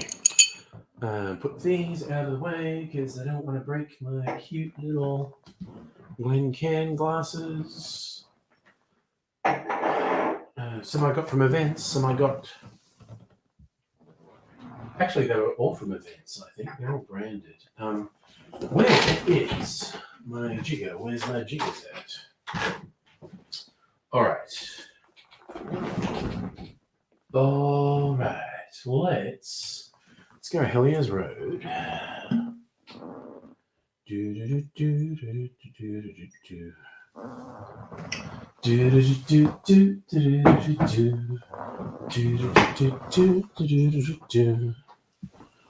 I'm in heaven. I'm in heaven. Let's pour that out. XY3 Bob. Isn't it great that Kelly Malala actually knew it was great? It's absolutely fantastic that we're all sharing the greatness of the Zamzam well.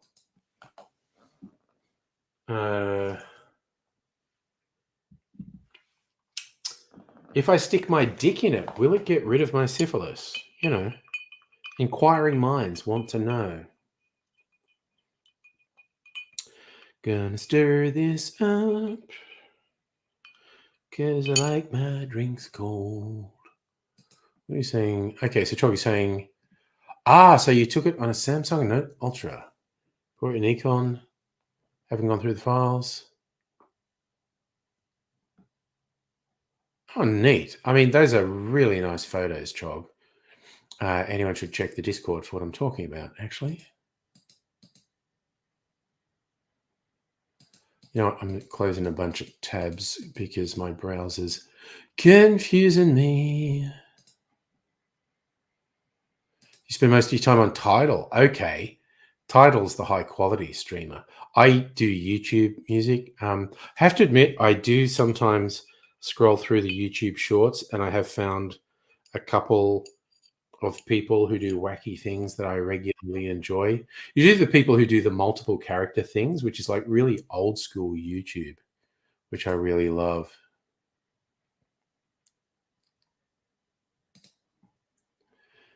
The one person playing multiple characters in a video is like first wave YouTube. Oh my God, that's so fucking yummy.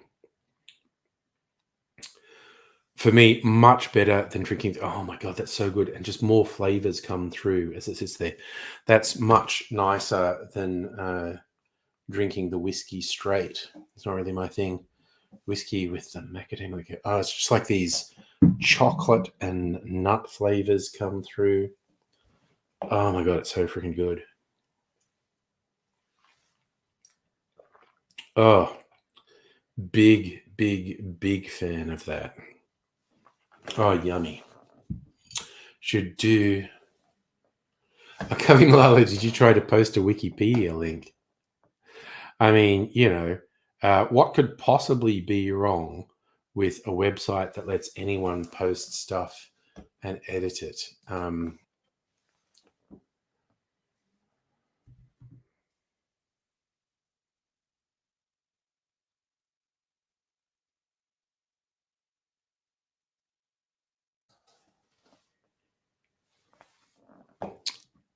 Okay, I'm literally looking it up because it's in Saudi Arabia.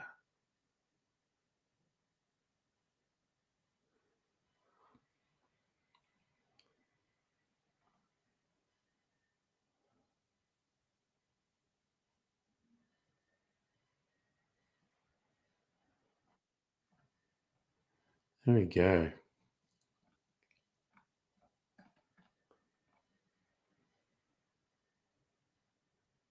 Tapped groundwater.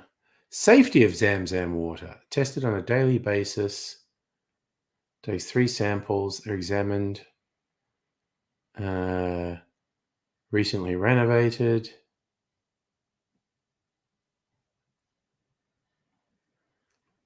Cholera epidemics in the Hajj were an issue. Oh dear.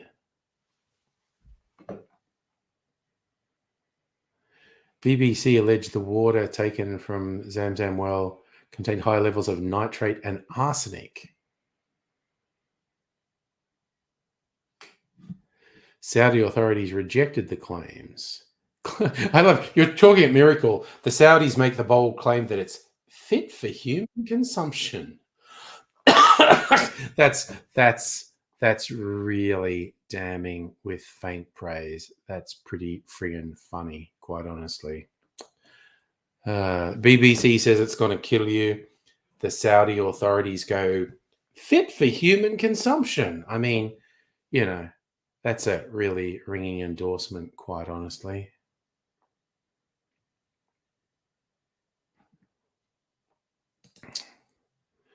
I mean, when you're thinking about consuming something and the most enthusiastic response is probably won't kill you. I mean, that's an endorsement, isn't it? I don't know what anyone's complaining about. It's water that probably won't kill you. Speaking of photos in West Dubbo. Oh, the Warren Bungles. Yes, I used to love going to the Warren Bungles as a kid. That's up near Coonabarabran. That's a fantastic area. I would absolutely love to see your Warren Bungles photos. That would be real nostalgia for me. Used to go to the shitty theme park there, Miniland. I loved Miniland. It was so cool.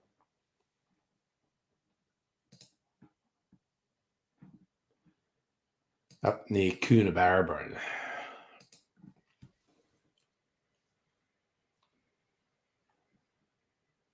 Oh, see, well, Bob, that's the thing. You drink it and it doesn't kill you. That is a stunning endorsement. Drink this. It won't kill you.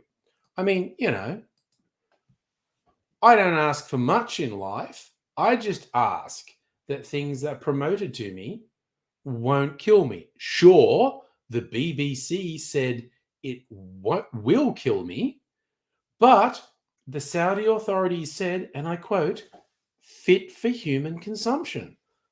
Ringing endorsement. I mean, they could have said best water ever, but the most they could bring themselves to do is fit for human consumption. And I mean, look, let's get real.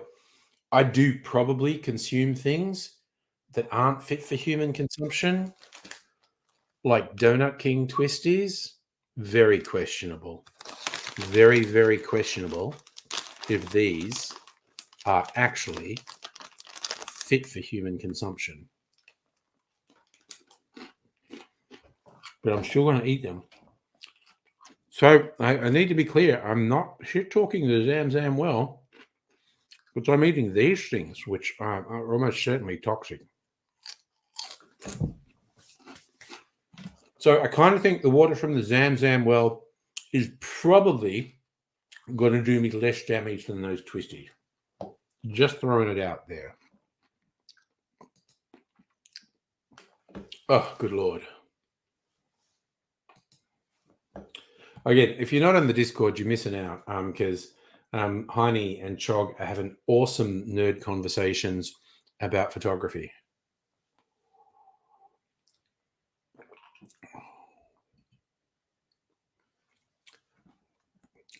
I mean, actually, I think the BBC, I might be exaggerating. I don't think the BBC actually said it will definitely kill you. They just said it had so much arsenic it would be illegal to have it in England. You're one of the 8 billion people who died? Okay, look, just for lols, I'm going to say, okay, there you're actually in Saudi Arabia. There you go. I'm just for lols, I'm going to say, I'm not going to mock you. Best water I ever tasted was in New Zealand. It was the runoff from a glacier. Like this is just melting. There's this melt coming down over some rocks. And we had a drinking bottle, and the guide said, "Drink this. It's just the best water." And the thing, and drank it. Best tasting water I have ever had, straight off a glacier. It was, oh man, it's hard to explain why it was so good, but it was. Oh, neat. That is a nice. Okay, I'm going to share another of Chog's pictures of the Warren Bungles. This is, I don't know, was about an hour from Dubbo. I'm trying to remember, an hour and a half, maybe an hour and a half from Dubbo. Warren Bungles National Park is absolutely beautiful. I haven't been there since I was a kid, but I loved going there. It was great. And again, you've got a great eye with the photography, Chog. I really like your work.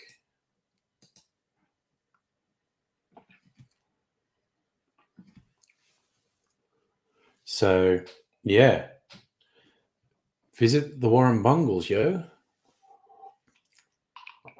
Oh, I'm going to be good and not drink any more alcohol, I think. Although I haven't heard from Mrs. Angry yet, so she's playing Zelda, Tears of the Kingdom. Well, see, here's the thing. Whiskey's a disinfectant, Bob.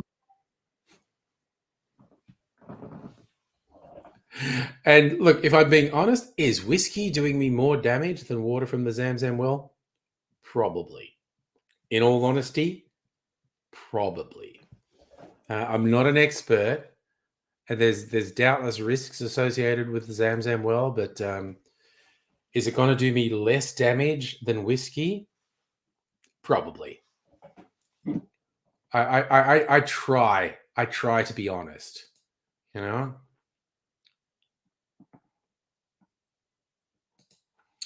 So, I mean, I'm joking when I say like whiskey's a disinfectant and whatnot, but I don't know. The sailors used to always drink their booze, gin and rum and whatnot. Mix it with some quinine to keep off the malaria, which ended up becoming gin and tonic, and also lime to reduce the chance of them getting scurvy. So it was like rum and lime, which resulted in cocktails down the line, gin and tonic, and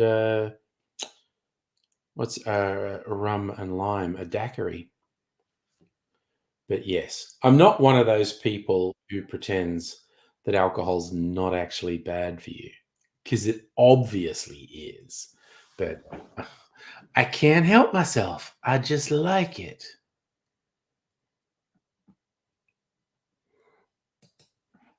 So, yes. So I am taking the piss out of the pair of you about the Zamzam well, but I definitely won't say that whiskey's healthier. Maybe it is. The BBC had questions. Like, what did they literally say? It was nitrate and arsenic, 3 times the legal limit of the UK. BBC, the Council of British Hajis declared drinking Zamzam water was safe, contradicting the BBC. Council noticed the government of Saudi Arabia does not allow the export of Zamzam water for resale. They also stated it was unknown whether the water being... that's the thing. Apparently, so Zamzam water was being sold bottled in the UK, which they said was illegal and poisonous. And it was going, well, you know what? That stuff being sold in the UK might not actually be from the Zamzam well. So the BBC article concentrated on bottled water supplied by individuals.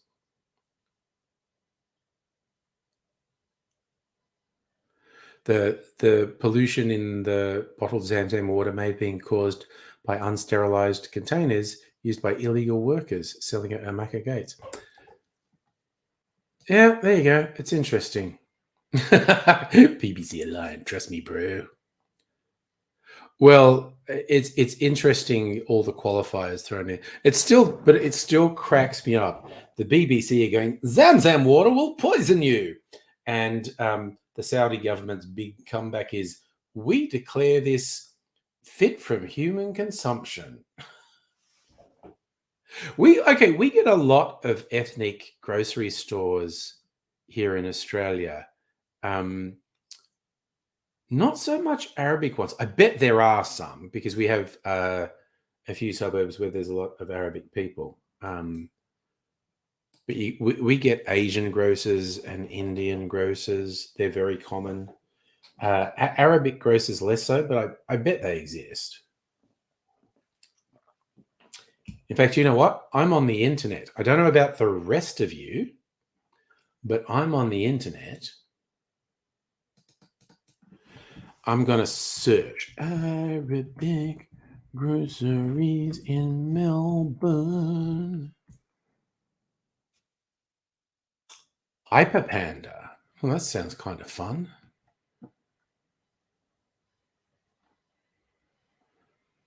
Hyper Panda is in Brunswick. Aladdin Mart is in Preston. Oh, yeah, that's an Arabic area around Preston, yeah.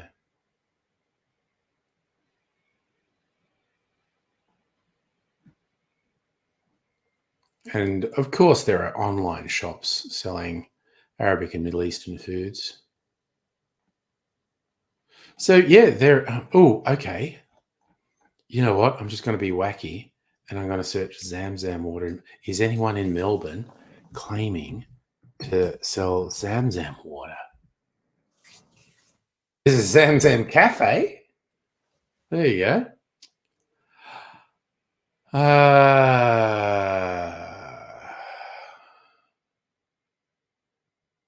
Is that in Australia? Oh, yeah, it's a .com.au.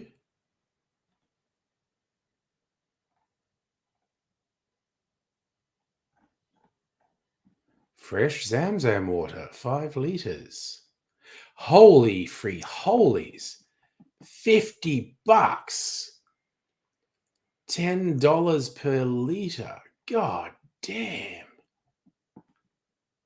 So there you go. I can get, I'm sure you'll be pleased to know that some people are telling me I can get Zamzam water in Melbourne. It's just like, oh, yeah, Bob, you want to see the water? Okay, where is it? I'll show you. I will actually show you. Just for a laugh. I don't know. All right. This is the website. says the fresh Zamzam water, almost $50 for a 5 litre 2023 vintage. There you go. Oh, neat. Bob, that's an awesome offer. If I come to Saudi Arabia, we'll stream together when I try Zamzam water. I love how friendly you are. That's awesome. Jog, you like Mediterranean grocers. Greek and Italian grocers. Yes. Oh my God. Cheeses and meats. Yes. Okay. So that's bottled by a Saudi person. Okay. And that's the one Kelly Malala said, oh, there you go. You know. So I can apparently get that in Melbourne. 5 Real. Yeah, well, it costs a lot of money to get stuff to Australia. About 1.5 US dollars. Holy shit, it's $50. Okay, that's for 5 liters though. Kelly Malay, you think it's free? Well, you can get it at the site of the well, from what I was reading. This is like a conversation I was not expecting to have tonight. And it's a weird conversation, and I'm thoroughly prepared to have weird conversations.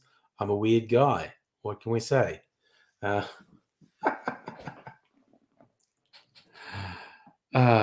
there's obviously a market for it here in Australia. Oh. And yes, I get that, Bob. It's free at the well, but you pay for bottling if you get it bottled. Yeah. Not really sure if there's are there other people selling Zamzam water? Is it a different price? Zamzam water in Melbourne. Oh, there's actually videos of local people. Oh, there you go. A 600 ml modesty collection. That's a very interesting name for a business. Assalamu alaikum. So 600 mils for $8.45.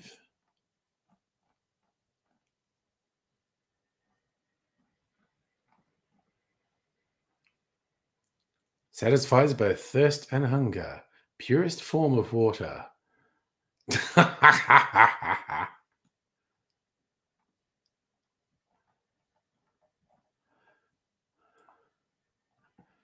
Oh yeah, same price for 5 liters, almost $50. Okay. Man, that is expensive gosh darned water. Okay. So non-Muslims can't go to the well, but you can get it bottled. There you go. Zamzam water, several distilleries. Yeah, no, there are definitely, although, you know, if a distillery was going to give me 5 liters or something for $50, I'd be pretty happy. But yeah, I got to be honest. My money's going to go elsewhere. And I'm not shy about admitting that. I don't have Zamzam water. I do have Cappy soda water.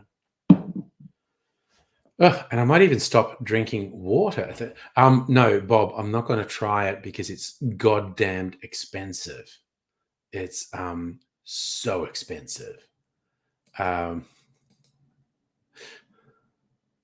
Oh, well, look, honestly, Bob and Carlo, I'm really pleased that both of you are looking out for me and want me to try the Zamzam water. I can confidently assure you it's not going to happen. Now, here's the thing. I'm going to end up, I'll be somewhere, like I'll be in Preston, and I go, look, there's an Arabic grocer, and I'll go there, and there'll be Zamzam water, and I will literally go, they actually have Zamzam water. Sorry, that's true. Observant Muslims can't go into the bottle shops. That is actually true. Also, like I recently did a thing. Sorry, we are now moving from Zamzam water back to whiskey. Apologies to anyone that doesn't work for. I recently did a video of what is calling entry level Australian whiskies which like they're more expensive than things like Jack Daniels, Jim Beam, and whatnot. But so I had 4 of them, and I compared them, and none of them are bad. But unless I miss my guess, I saw this in Dan Murphy's for $75, which is real friggin' cheap for a quality Australian single malt, 46%. And I think it's because these were discontinued.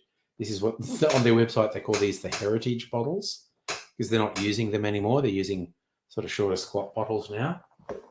I would absolutely recommend that if you're a whiskey aficionado.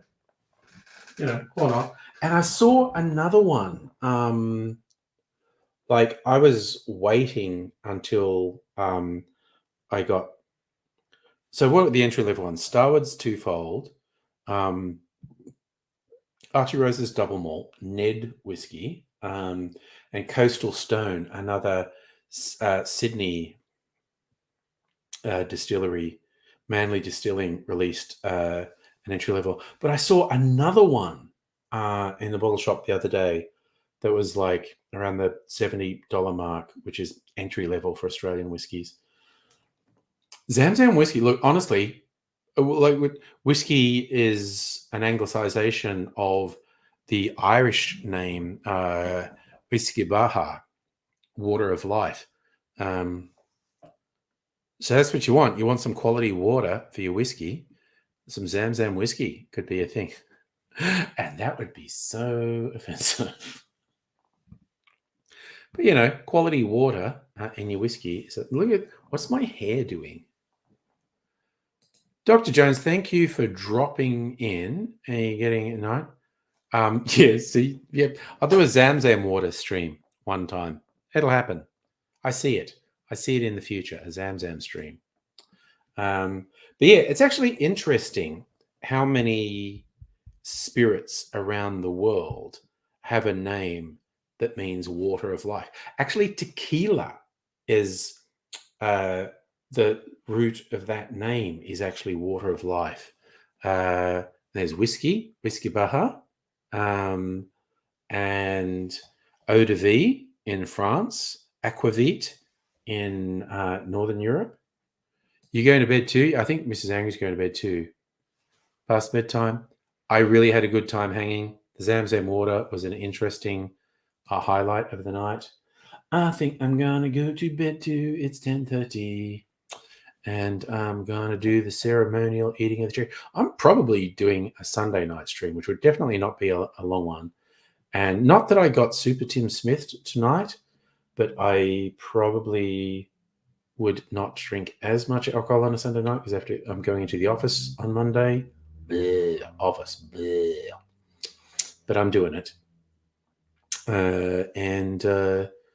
But almost definitely doing a stream tomorrow night. I always say it with an asterisk because I mean something could come up. I don't do it. But I'm going to sign off with the ceremonial eating of the cherry. Don't know if you can get cherry flavored Zamzam water. That'd be a thing I'd be into. Oh my god, those cherries are so freaking good. I love them. All right. Take care, you fine and funky people. Now I'm going to sign off and go sleepy Bobo.